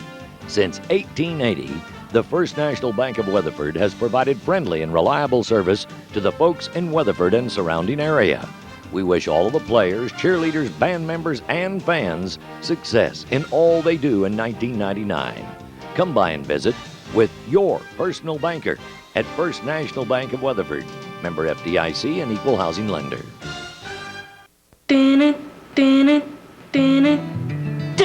They dress him up like a ghost and he's looking through and it's Halloween and he's walking around like this. My parents told me to go swimming and I was like, no. You love watching movies and Blockbuster thinks you should be rewarded for that with Blockbuster Rewards, where the more movies you rent, the more free ones you get. Plus, get a free Blockbuster Favorites movie every month. He got on top of that bomb just like it was a horse. He was going to ride that rascal all right on into where it was going. Join Blockbuster Rewards today and go home happy. All right, we are just moments away from the start of the third quarter. The Weatherford Kangaroos are leading the Burleson Elks 21-7. And Don Legale, what do the Roos need to do here in the second half to keep this lead or to pull out a big victory over the Burleson Elks? Well, let's say more of the same. And again, let's go back to the cues we've talked about before the game. We'd still like to see a little more passing. Of course, I can't imagine any coach is going to have any problem handing the ball off to Mark Pierce for the rest of the second half. He's amassed 122 yards, and I'm sure he may be looking at a 250-yard game here before the day's over. Well, the Burleson Elks will be kicking off. They'll be kicking into a breeze of about 15 miles per hour. And the Roos have deep. Barrett Weaver's the deep man. To the right is Wilkie. And here is the kickoff, and it will go back to the 25 where it will bounce. And here comes Barrett Weaver to pick it up. And he'll be tackled as he runs to the right side, just outside the 25-yard line. And it appeared to be a hole opening up there for Barrett had he been able to get past that tackler. But down he goes at the 27. And that's where the Kangaroos will start out the third quarter. When Randy Barrett was just about 2 steps away from breaking a very long run there. The Roos kind of let the defense of the Elks get down on them, and then Barrett just broke out around that right side, just almost broke that thing off for 6 more points. So the Kangaroos start out at the 27, offset, eye backfield, a pitch back, and here's a nice cut and move as he goes inside across the 30. Well, we've got then all the way down to the maybe the 35-yard line, and that was Cashin Carlisle. Cashin Carlisle's in to give Mark Pierce a little bit of rest time, and you can see the fleet of foot that Cashin has. Glad to have him back in the lineup. Well, you know, a lot of people say that Cashin Carlisle might be the fastest Roo. I've heard people say they think he's the fastest. Perhaps Colt Borland might be placed in that category. Shanahan certainly has speed. We saw that today, and also Mark Pierce. Here's a handoff, but a penalty flag goes up quickly as the Elks close rather quickly on that handoff. Number 90, Ben Rowe, was there quickly. Now, Ben Rowe was an offensive guard that they have moved to the defensive line, and we have seen him in on several plays defensively for the Elks. This will go against Weatherford, and they'll be moved back to their 30-yard line, and we'll have a second down play. So Mark Pierce is going to get a rest at least in this first series, and we may not see him in there too much in the second half if Weatherford goes in and scores here. I believe he's back in right now. Let's see. Offset eye to the right side. Here is a fake, and there goes Zach Moore, and he almost breaks a tackle at the 37 or 8-yard line, and had he broke that one, he would have had a long run. First and 10 now for Weatherford at the 38-yard line. Well, Zach really got on his horse there, and Josh Mobley did a good job of tackling him. I think Zach was looking for that end zone. And that looks like an option, but I'm not so sure that that was a pure option there. I think he had intentions to carry the ball all the way. Moore will go back. Here's a slant in pattern. Nice pass and catch by Borland across the 45, and that will be a first down or near a first down. They mark it at the 48. Randy, it looked like Zach was a lot more confident when he threw that pass. I think he's kind of settling in there and getting a good feel for the rhythm of this game. Well, that was definitely a pass that they called at halftime that they were going to run, and I think he felt comfortable that that play was going to be open, and it was. And now we see Mark Pierce back in again. Second down and about a half a yard. And here's Pierce over the midfield stripe and into Burleson territory. He'll move to the 49-yard line, and that will be a first down. 10 minutes to go, 21-7, 10 minutes to go in the third quarter. And the Roos have started from their own 27 and then moved it to the 49 of Burleson. They have moved the ball very consistently in this game. Randy, Mark Pierce doing a good job of covering that ball up with both hands and running hard, but making sure that he hangs on to it. First and 10, the ball at the 49 of Burleson. Here's a pitch out and a nice cut inside by Pierce, but he's clogged up quickly this time. Coming in to make a nice tackle was Jason McElroy, linebacker for the Elks. Gain of a couple by Pierce, and you know, when he just gains 2 or 3 yards, it's very uncommon, and you're kind of shocked because normally he's got 5 or 10. Well, good blocking out on the right side of the line there by Joe Hosh and Jose Antillion, and then also the tight end Jermaine Leslie. And Burleson had that right side of the Roo offense stacked at last time. Pierce will get it again, and he moves across the 45 and down to around the 41-yard line. That's more like a Mark Pierce run right there. Third down, 2.5 yards to go. And Mark had number 31, Andrew Shanahan, leading the way for him there. Andrew doing a real good job of blocking in the backfield. Some of this is Mark Pierce, but a lot of it is this offensive line. And now they have 2 receivers out, one to the left, one to the right, and the offset eye. And here is the pitch out to Pierce across the 40. He's across the 30, the 20, down around the 10, the 5, and he's going to go on in for a touchdown. That's it. Woo! Let's give credit again to the wide receiver. Colt Borland came in and held a good block on the outside. Zach Moore came rolling around and threw a block, and Pierce is off to the races. Carried one man 3 yards into the end zone with him. And this time he goes 42 yards as he just continues to add to his totals. And the Roos come out, get the ball at the 27, and boom, boom, boom. They're in for another TD. Well, I tell you, there's no question there was some awful solid blocking out there in front of Pierce, but when he got around that corner, he just put the speed on. And the defensive backs could not close on him. Finally, he was met at the 5-yard line, but he just carried that man right on in the end zone with him. And the kick by McClure is good, and the Roos are up 28-7 in the third quarter. We'll be right back in a minute.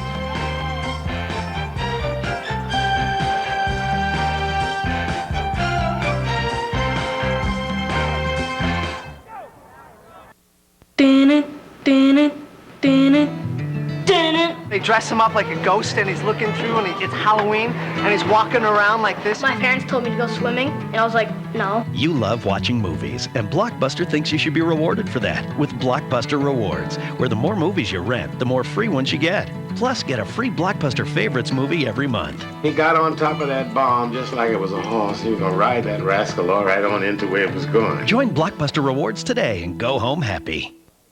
We are named Weatherford National Bank because we are Weatherford. From the rodeo to the Peach Festival to Christmas on the Square and everything in between, you'll find us there sharing in the rich heritage of Weatherford and Parker County. Come by any of our 5 offices located throughout Weatherford and Aledo.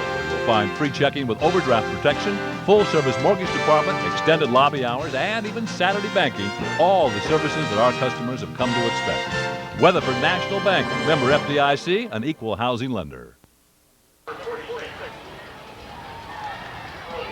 Welcome back to Weatherford Kangaroo football. The Kangaroos ripping up the Burleson Elks this afternoon and evening.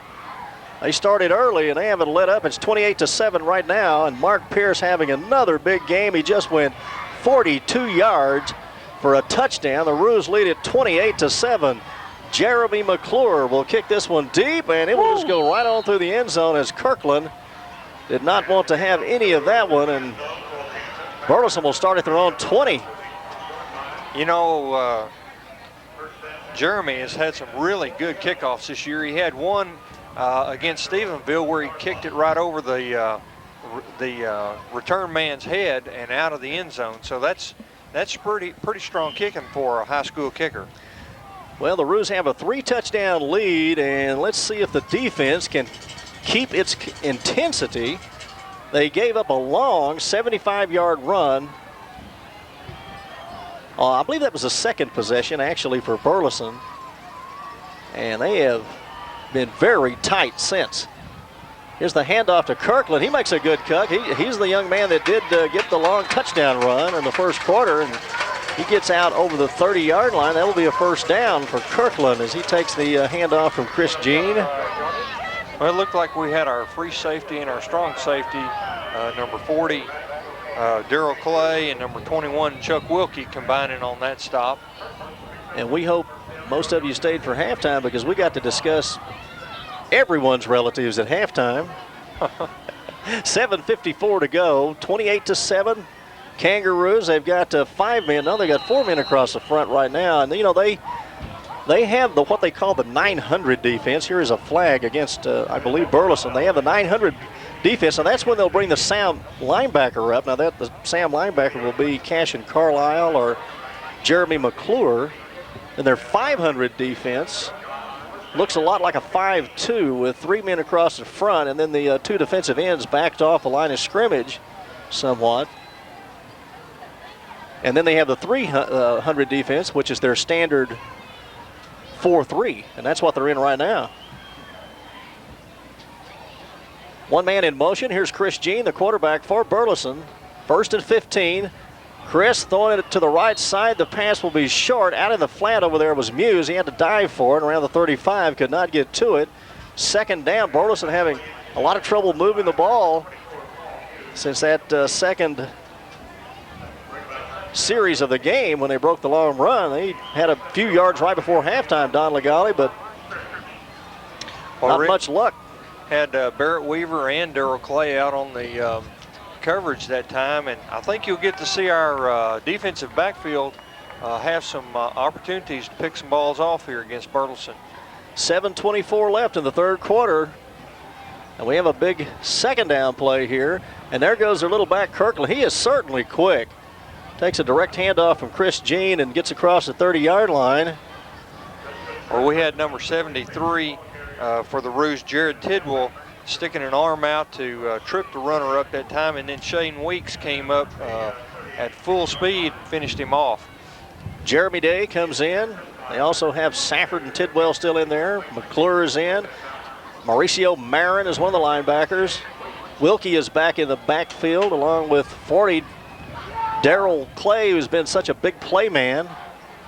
And Colt Borland's on the right side.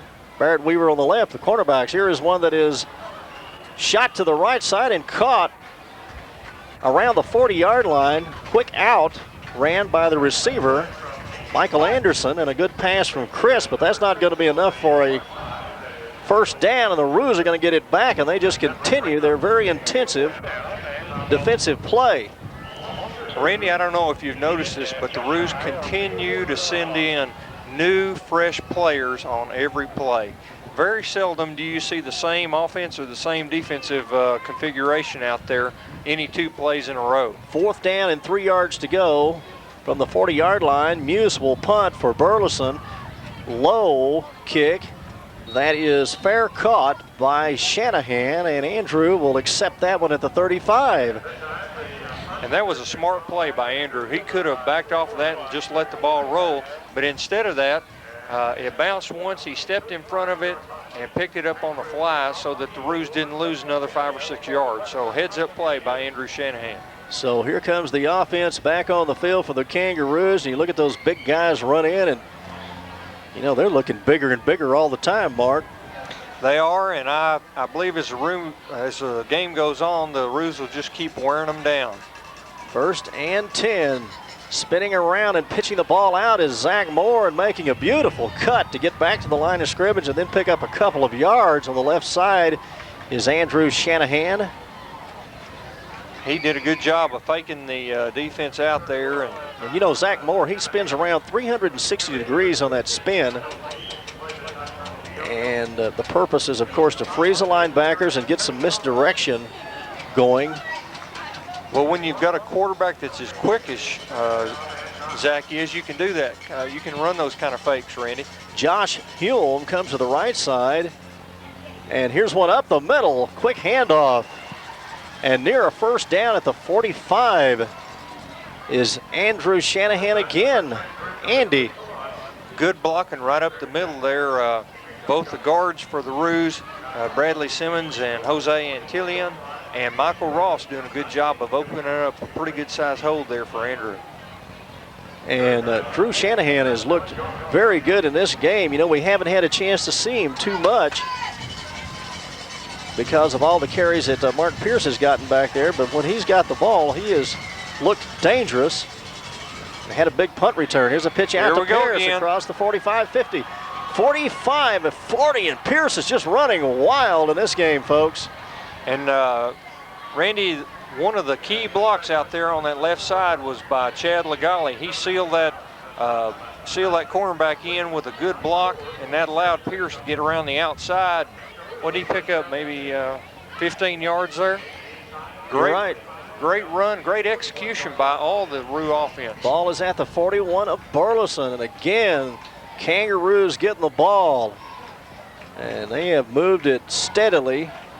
And you can see the heads on the Burleson Elks starting to droop right now. One man in the backfield, that's Pierce, and he gets the ball, but this time they're going to wrap him up, and look at that. Well, I guess I spoke too quickly. He gets away from a couple of tacklers and then just crawls across the 40 all the way down to the 37. Let's see if they mark it there.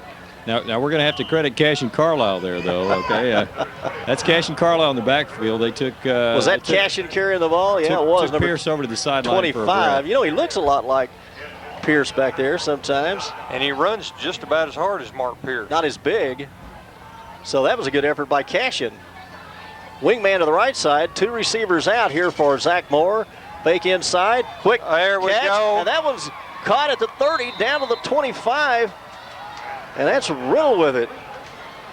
Kane Riddle there, number 3. What a good catch. And that was a pretty pass also from Zach Moore. Yeah, that's another good example of Zach starting to get comfortable throwing that ball. And he zipped that one in there. Riddle was over here on the right side, and Good reception for Kane, and the Roos are now moving the ball on the ground and in the air. 1st and 10 from the 25. There's one that's going to be a little long for Colt Borland, as Colt Borland was on the right side. He cut in around the 20, and the pass was actually, I believe, behind him. 2nd down and 10 for the Kangaroos. They lead it 28-7. We're in the 3rd quarter. And we're going to have a timeout. Let's take a timeout right here with the score. Weatherford 28 and the Burleson Elks 7. We'll be right back in a minute.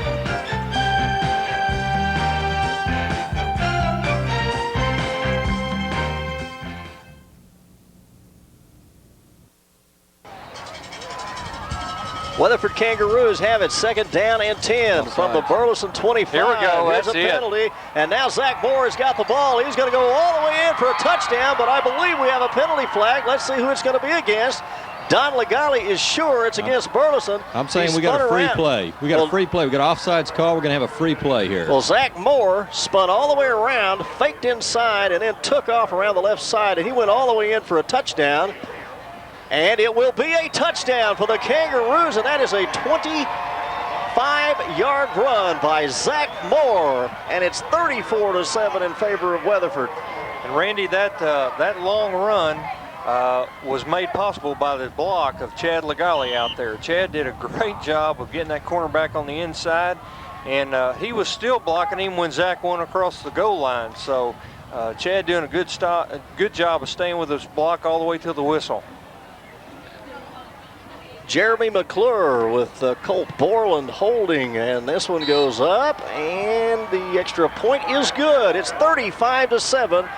Weatherford over Burleson. We'll be right back with more Weatherford Kangaroo football in just a minute.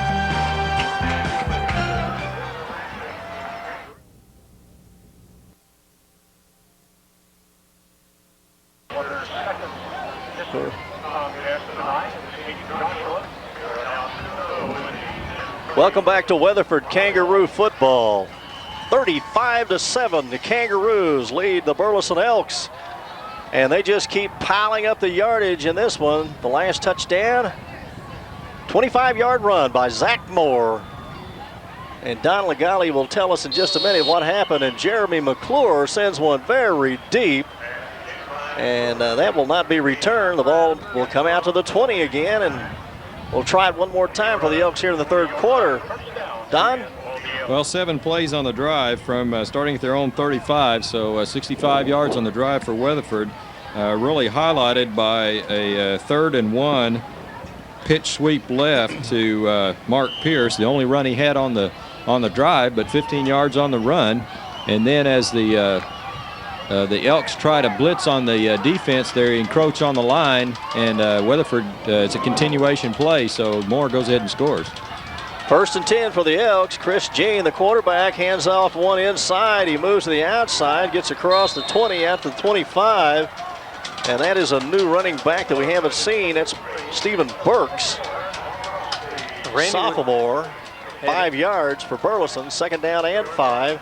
Had Andy Cope and number 40, Darrell Clay, and Jeremy McClure all combining on that stop. I'm going to watch the defense here for Weatherford and see what they move into here.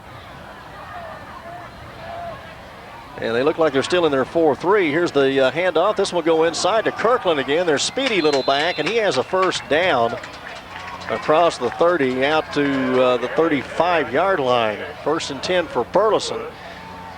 And what they will do, the Kangaroos, whenever they have their Sam linebacker come in, that would be Cashin Carlisle in most cases, or Jeremy McClure. That's called a smart. Whenever they call smart, that's the Sam linebacker coming in. 2nd down, or 1st down for Burleson. Again, right up the middle to Kirkland now. He gets about 3 or 4 yards. Good tackle there by Craig Boney. Craig stepping in there and filling that hole. And had to fight off a block, but he filled the hole and made a one-on-one tackle there. And whenever we see Darrell Clay come in on the blitz, that's the Storm blitz. And they may be using some of those. You don't see, they don't blitz that much. The Kangaroos normally let everybody handle their position. There's a quick pass to the right side that is caught by Michael Anderson as Chris Jean, the quarterback for the Elks, zipped that one out there nicely. And that will be a first down at the 45-yard line. The ball will be just outside the 45. Good tackle out there, one-on-ones by Colt Borland. And they keep throwing that ball out in Colt's area. He's going to end up picking one off before the night's over. Colt is about due to get a hold of one. 1:41 to go in the third quarter. Weatherford 35, Burleson 7.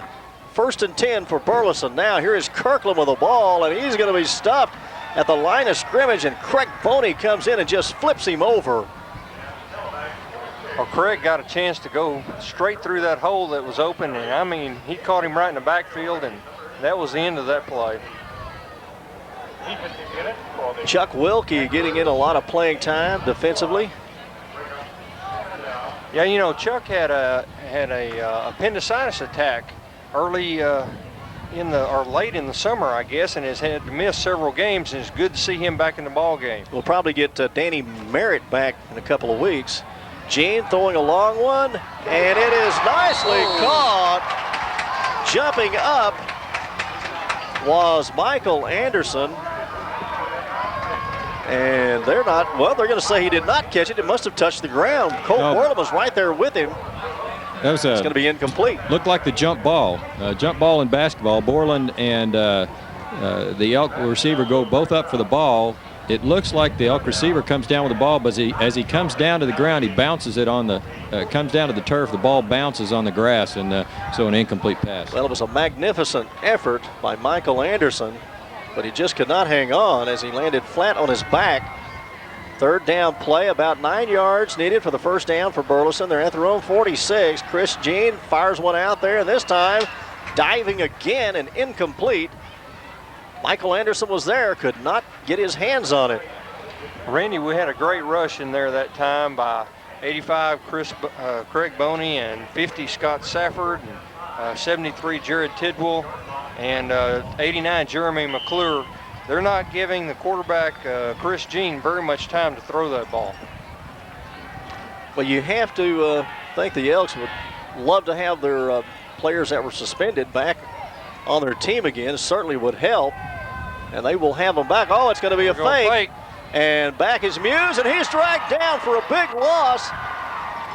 And who was it? 89, Jeremy McClure. Jeremy McClure and Andy Cope out there together. And Jeremy McClure read that one. Muse took off with the ball. He actually took a pitch out from a short man there. And he was tackled for a loss back at the 39. And now the Roos have got very good field position again, leading 35-7 with 38 seconds to go in the third quarter. Here's Zach bringing out the Roos. Shanahan's in the backfield. And also Cashin Carlisle. Here's one that will be called back because of a procedure penalty against Weatherford. So it will be first and 15. We've seen a few bumbles like this. But since the first quarter, they've played pretty steady and not too many big errors, Mark. No, they have. They've played real well this third quarter and been able to make up for the plays where they've made mistakes on. So that's a real good sign for the Roos. Well, we said at the beginning of the game that perhaps the Burleson Elks picked on the wrong team to bring in as their homecoming opponent. And this has not been a good homecoming for the Burleson Elks so far. Here's Cashin up the middle. Not much. He's hit hard. A good tackle there. I believe that was Rowe again, who is their defensive end. And it was. Met him head on at the 44-yard line.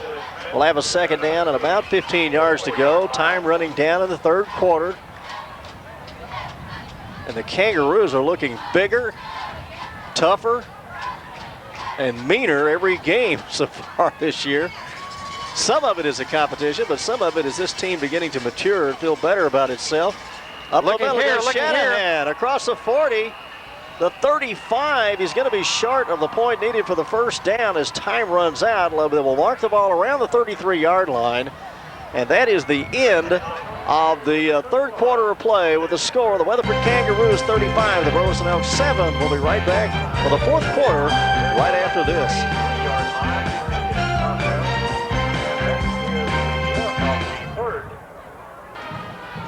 All right, we're moving into the fourth quarter. You're listening to Weatherford Kangaroo football on KZ 1220, your sports center.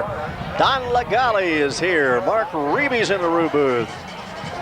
My name is Randy Jean, and we are enjoying this one right now. The Kangaroos 35 and Burleson 7, and the Roos moving again as we have a quick handoff to Shanahan from Zach Moore on the left side of the line, and he moves down close to the point needed. They're going to say he was down at the 31-yard line, and so we'll have a fourth down and about 1.5 yards to go here for Weatherford, and they have taken advantage of a gambling Burleson defense and have caught Burleson blitzing. Sometimes we'll see the Elks with 6 or 7 men on the line of scrimmage, and if the Kangaroos bust through that, they'll have a big play. And also Mark Pierce has had a long touchdown run called back. He has to get one every game, it seems. Here's a handoff to Shanahan, and Shanahan is going to be stopped at the 30-yard line. I don't think it's going to be enough for a first down, but it wasn't because he wasn't helped along by Zach Moore. Zach just gave him a good solid push there. Well, it was, I believe, Cashin Carlisle carrying the ball. And he was going down, and it appeared to Zach that he wasn't going to be going down close enough to get the first down, so Zach just gives him a real good push, but he didn't push him hard enough. It's going to go over to Burleson at the 30-yard line, and we have seen the Kangaroos get down deep like this and turn it over before. They got down to the 25 and had just inches to go, and Zach Moore was sacked for a loss, and now they get down to the 30 here and are stopped after just a short gain. Here's a pass in the flat over to around the 40-yard line. Chris Jean making a nice pass, and I believe that Jean is still the quarterback. He is. Very tall and slender. Looked like Mark Reeby when Mark Reeby was in high school. I saw Mark Reeby in that yearbook. That was many years ago. I think it was 1973, 74. I had no idea you were that old, Mark, until I saw that yearbook. I was surprised. You look far younger than your age. Here's the next one.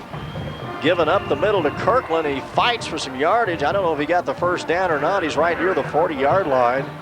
And they're going to mark it over the 40-yard line. That will be a first down for the Elks. They trail 35-7. 10 minutes and 39 seconds to go here in the fourth quarter.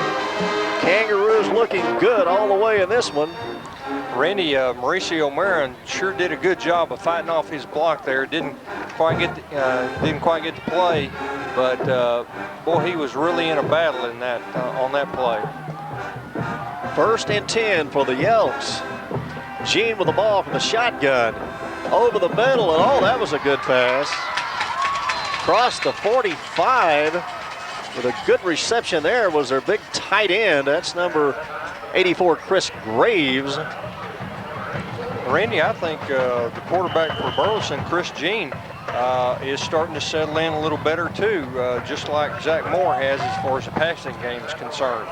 Well, as we said, he is a junior, and he was not the projected starter as the starter along with 3 other starters are out of the lineup with suspensions, and that's hurt Burleson. Here's a pitch out to Kirkland again, and he gets across the 40, the 35, and Dustin Kirkland has proven that he has the speed to break it all the way, and he gets a good gain there. And Barrett Weaver was being blocked on that play, Randy, but he did a good job of getting his arm out and getting the runner tripped up.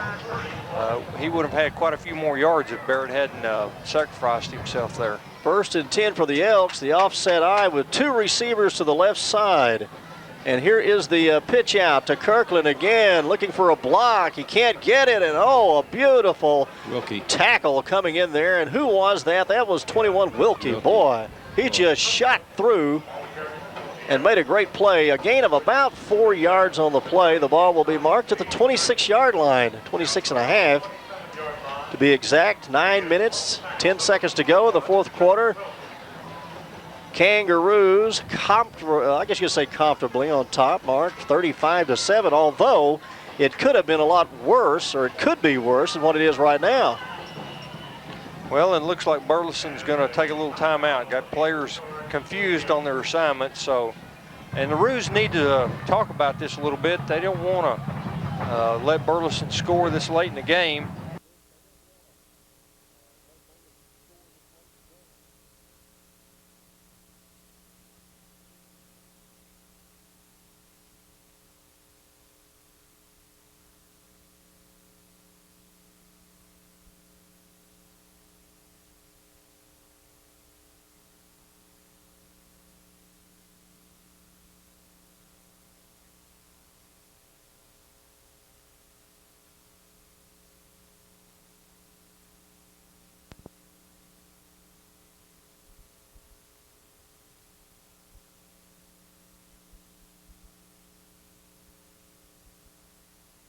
Great defensive battle so far tonight, and no reason to let Burleson score in the waning moments of the game. Well, we can see things turn around very quickly nowadays in high school football because the offenses have opened up so much, and there is a lot more passing than there used to be, so the games are strung out longer. Well, Randy, the incomplete passes that you have and all the movement up and down the field. So you have to keep your intensity as long as you can, regardless of the score, because you never know when you're going to need it again. That's exactly right. Coach McBroom was commenting earlier this morning on the fact that the Burleson offense, they've changed their offense completely, he says, and gone to something very similar to what Stephenville has. It's a wide open running and passing attack. So kind of looking forward to playing them this year and seeing Are you how talking they about work the Boswell Pioneers? Yeah, the Boswell Pioneers. Well, they're tough enough as it is. I hope they don't get that down real well before the Roos take them on later on in district play. Two receivers to the right side, second down for Burleson. Inside handoff, breaking through is Burks across the 25 and 20. Nice run by Burks this time. She takes a direct handoff from Chris Jean. And we'll have a first down now for Burleson. They're moving crisply in this drive. And Don, where did this drive start? Well, they started back on their own 30-yard line, but that was only about 6 plays ago, and they've moved most of the field by now. First and 10 for Burleson now from the Kangaroo. 17, 18, about the 18-yard line. Chris Jean is barking the signals out. Down go the linemen. He's going to throw one into the corner of the end zone. That's going to be too long, and the closest man to that one was Barrett Weaver, as Muse was about 5 or 10 yards inside of Barrett. I think Barrett would have tried to catch that, but he probably wouldn't have been able to keep his feet in bounds there, Randy. And Barrett Weaver has done a good job isolated out there the way he is. And he's still over there standing by himself. All of the other Roos only close to the left hash mark. And here, way out here, is Barrett. He's waiting on his man to come out, and he's got 2 of them. So Darrell Clay is going to come over and help him out a little bit. Second down and 10. Here's a pitch out to Kirkland. Get out here, and there's a chop block. But Kirkland's going to get down around the 8-yard line. And they're going to call this one back. Well, good tackles over there by Wilkie and also 18 Barrett Weaver. And it won't hurt to move the Elks back a little bit, Randy. Well, you want to make it as difficult as possible, although you have the game well under control. Make them work for it a little more. Well, their coach doesn't agree with that. Well, I don't know. I spotted that right off. I didn't have too much problem with it. Hey, Coach, we'll send you the tape next week. You can see what it looked like. Tuesday night on Channel 19 in Weatherford, you can watch this thing. That's right. You can. Well, I think they're doing it on Wednesday nights. I think they moved it, Mark Reeby, but Nothing But Sports, of course, puts together the video, and they will use our audio here on KZ, and you can watch it on Channel 19, your cable access channel in Weatherford, and you can watch it on Wednesdays, and I believe they're also going to be playing it on Thursdays. And if anybody in our radio audience hasn't had a chance to catch that replay and that very professional production of the game, they need to do that. It is outstanding, and it's just like you look at all the graphics that they have, and it's done in such a wonderful way. It's just like watching ESPN. You know, if we could get our audio to sound just a little better, and which we're working on that now, it would be just a first-class professional production. And you've got to get one, and you can get it from your booster club. Well, Randy, as long as we've got you, we've got as good a professional calling as we need. And here is the money I said I would give you, Mark Reeby, right here in my pocket, big guy. Tips. I'm liking you. You know, I'm really beginning to enjoy you as a color man. Mark Reeby, you keep that up. Well, 8:17 to go. The Kangaroos lead at 35-7. We've got a second down and a right at 20 yards after the penalty. And let's see if the Rue defense can't stop them right here. Need a big rush right now. As Chris Jean has looked pretty sharp in this drive. The junior quarterback, he hands it off, and here's a run to the left side, off left tackle, down to around the 25-yard line, and he is spun down. That is number 30 for Burleson, Cole Tucker, sophomore. They have a lot of sophomores and underclassmen that play big roles on their team. Well, that was a great job by Mauricio Marin as he read that running play and just flowed to the ball. And once the hole opened up, Mauricio just stepped right in and met the back head on. Third down. The ball is at the 14 or 24-yard line. That's where they mark it. Jean is back, looking for a receiver. Throws it to the right side. Good pass reception there by Muse. Away, attaboy. But hanging on was Barrett Weaver. He was hanging on for dear life at the 21, and he pulls him down. Now Barrett's a scrapper, isn't he? Well, he knew there was nobody close by, and if he let Muse go, he might score, and he hung on to the jersey, and Muse was trying to jerk him off, but Barrett was not coming off of that jersey. 7:05 to go. We have a fourth down play now for Burleson. The ball is squarely on the 20-yard line, and they'll be back in the shotgun. There'll be two backs back near Jean. You got to expect that they're going to block for him, and he's going to go for it here. Here he is. He's back. Throws the pass. No way. Incomplete. It was an out pattern down around the 10-yard line. The ball will go over, and nice work by the Rue defense as they gather their composure and stop the Burleson Elks at their own 20-yard line, or at the Weatherford 20 here. So here comes the offense back on the field.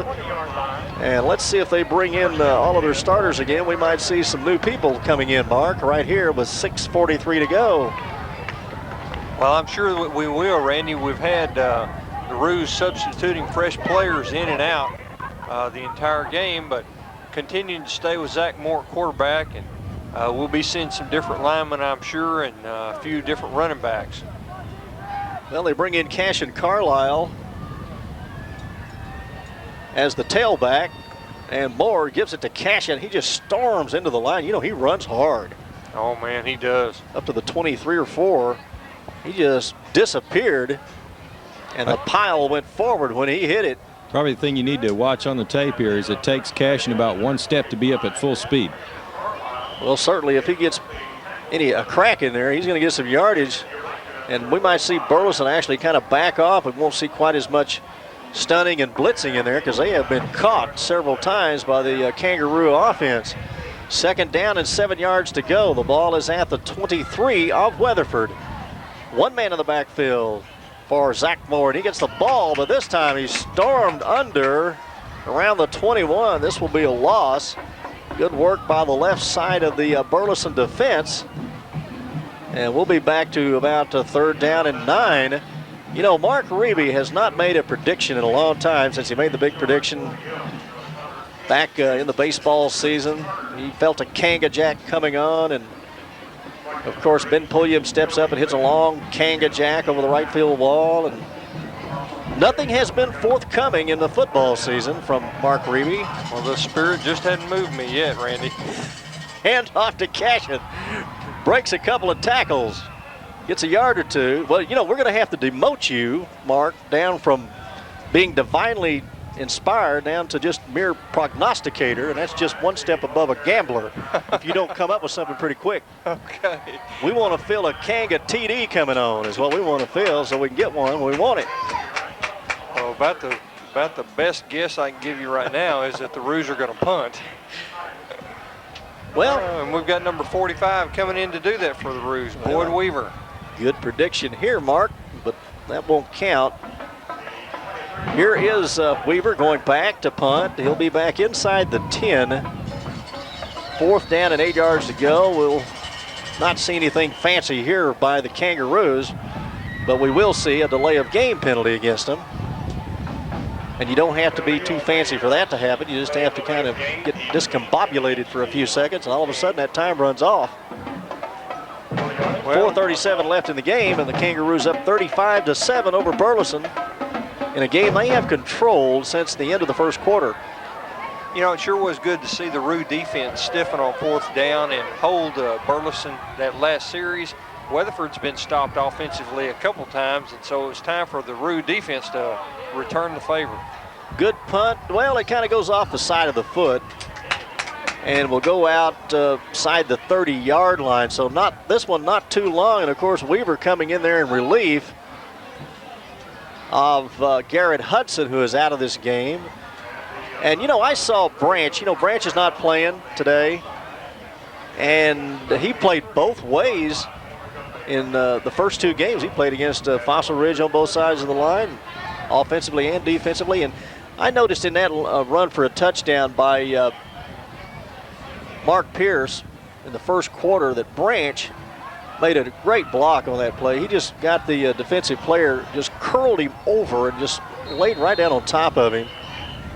And so you have to say Michael's missed some in this game. No question about that. Michael's a senior for the Roos, a big, tall, strong young man, about 6'4" or so, and has done a great job both offensively at the tackle position and then defensively out on the end position. You know, he's another one of those mad Starks. There you go. About 6'5" and not much over 200 pounds. Yeah, well, Michael does.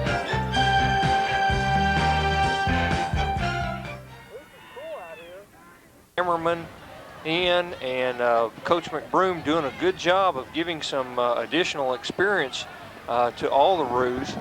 Number 81, Casey Cook's in there. Right. And nice to see everybody get a chance to kind of pin their ears back and show what they can do. Well, you know, when you get to the 4A level and it's very competitive, it's tough to be able to get everyone in and get them the experience that you want. Here's a 1st down play for Burleson. Oh, what a good hit.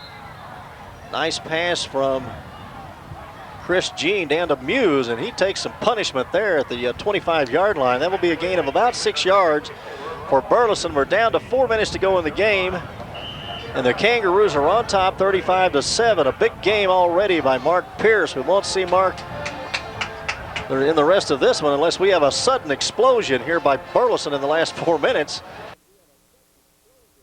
Kirkland going to the left side. Pursuit is there, and he's going to be stopped after a yard gain just inside the 25-yard line of Weatherford. 3rd down and 3. Boy, that was a great job out there by the right end for the Roos, Clint Hammerman. Clint strung that play out, shed several blocks, and turned it back inside, and just did an excellent defensive job for the Roos. Clint Hammerman, a senior for the Kangaroos this year, getting in some action. And also, I believe they got Bradley Simmons in. Is that Bradley Simmons in on defense now? Yes, it is. He's playing left tackle. And then on the left end, Jeremy Day, another one of the Mad Starks. We've also got those guys can move. That is one of the quicker. We noticed the quickness on this defense against Stephenville. And we've also got Jermaine Leslie on the inside tackle position there. 2nd down and 20 as we had a long pass. Penalty marker on the play. Here's a pitch out and a halfback pass that is incomplete, and it will be broken up by Wilkie and also Barrett Weaver down there. Well, Barrett had a bead on the back on the receiver just to make sure that he didn't score, and Wilkie came over the top making a great play to deflect that ball. Barrett Weaver's been in a lot of action as Chris Jean, the quarterback for Burleson, has put it up Randy, quite a few times in this game. Tell you who else has been on a lot of action is Colt Borland. Colt's playing both offense and defense the entire game. Here's Jean back. Here's a good pass, a 30-yard line down to the 20. He's at the 15. He's at the 10. He's got some speed down to the 5-yard line, and finally tackled is Michael Anderson, and that's the biggest play of the game for the Burleson Elks. But with 3 minutes to go, is not going to jeopardize the situation for the Kangaroos, but certainly they want to try to stiffen up here and stop them at the 5. Well, that was a good job by Wilkie to track him down and pull him down just short of the goal line, about the 5-yard line. Looked for a moment that he was going to go in. He shot diagonally across the field when he made the catch around the 25 and got past some of the Roos, had him going the wrong direction as he went against the grain. So we have a 1st and goal. This time they have a full house backfield, and the pitch will go to Kirkland. Gets a good block over there, and is going to be run out of bounds around the 2-yard line. So we'll have a 2nd and goal now for Burleson as they are trying to put their 2nd touchdown on the board. 2:20 remaining in the game. Weatherford 35 and Burleson 7.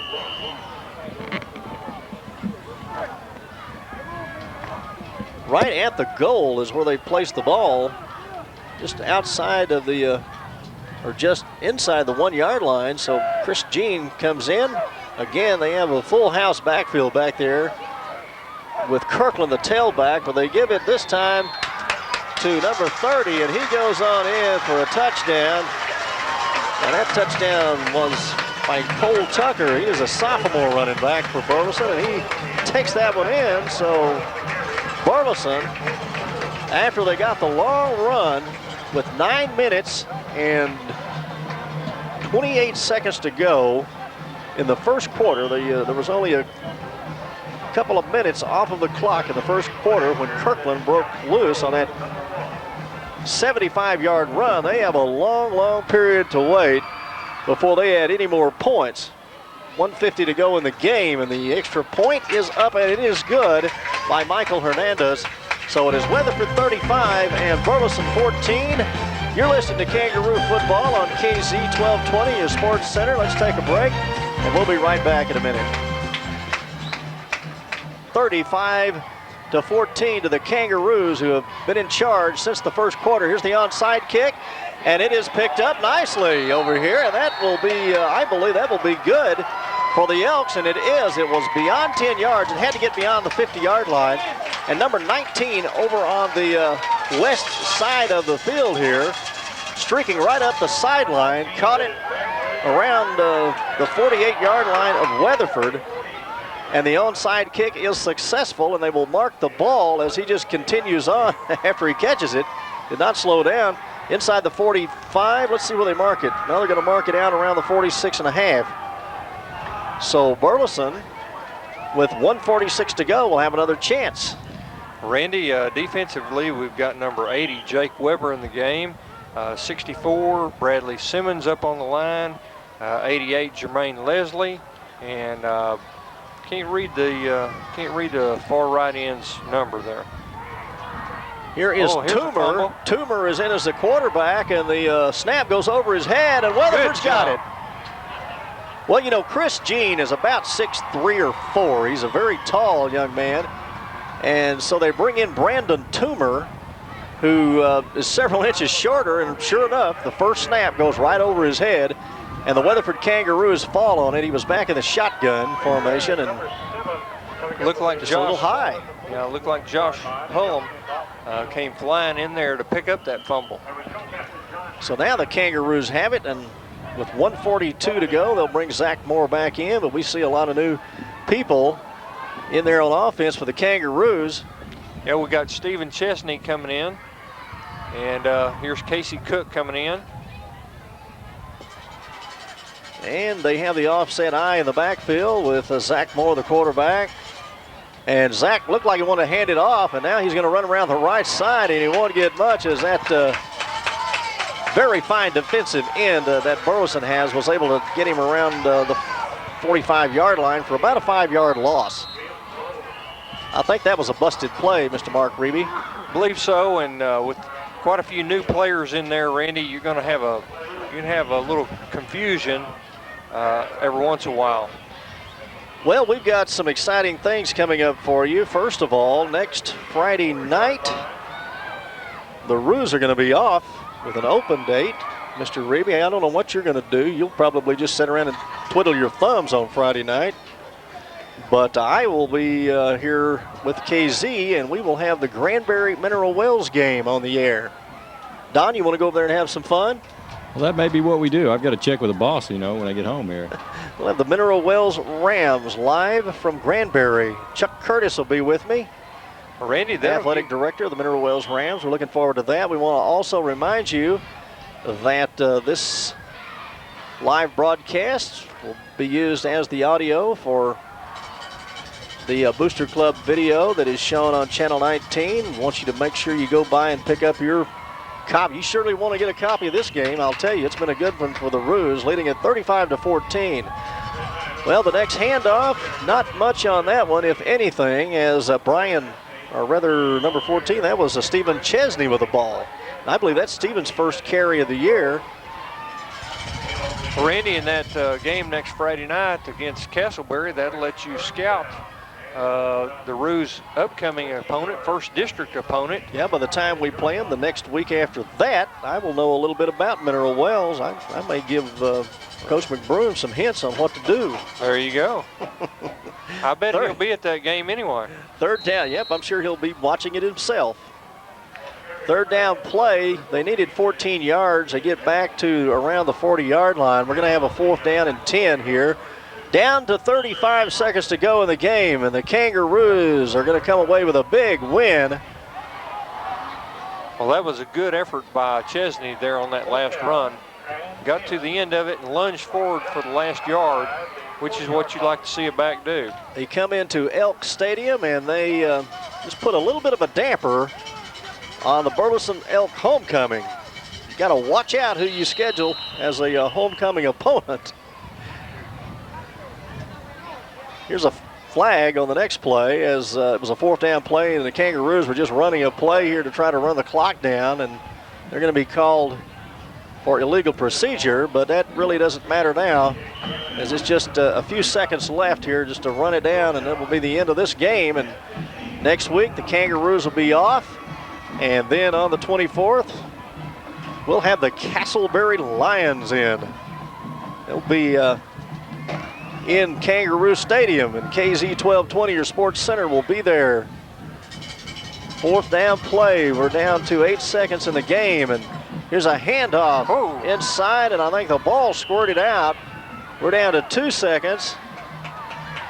The clock is stopped right now, and the ball will turn over, so the clock will stop, and here comes the offense for Burleson onto the field, and we'll have one more snap, and this game will be over. I want to thank Job Site Sales, Roger Williams, Chrysler Plymouth Dodge, First National Bank, Weatherford Democrat, Custom Homes by Noah, Taco Bueno, Weatherford Municipal Utilities, Hartness Printing, Sonic, Whataburger, Lone Star Furniture, Malt Shop, Weatherford Physical Therapy, Southwest Ford, Unlimited Tinning, Jerry's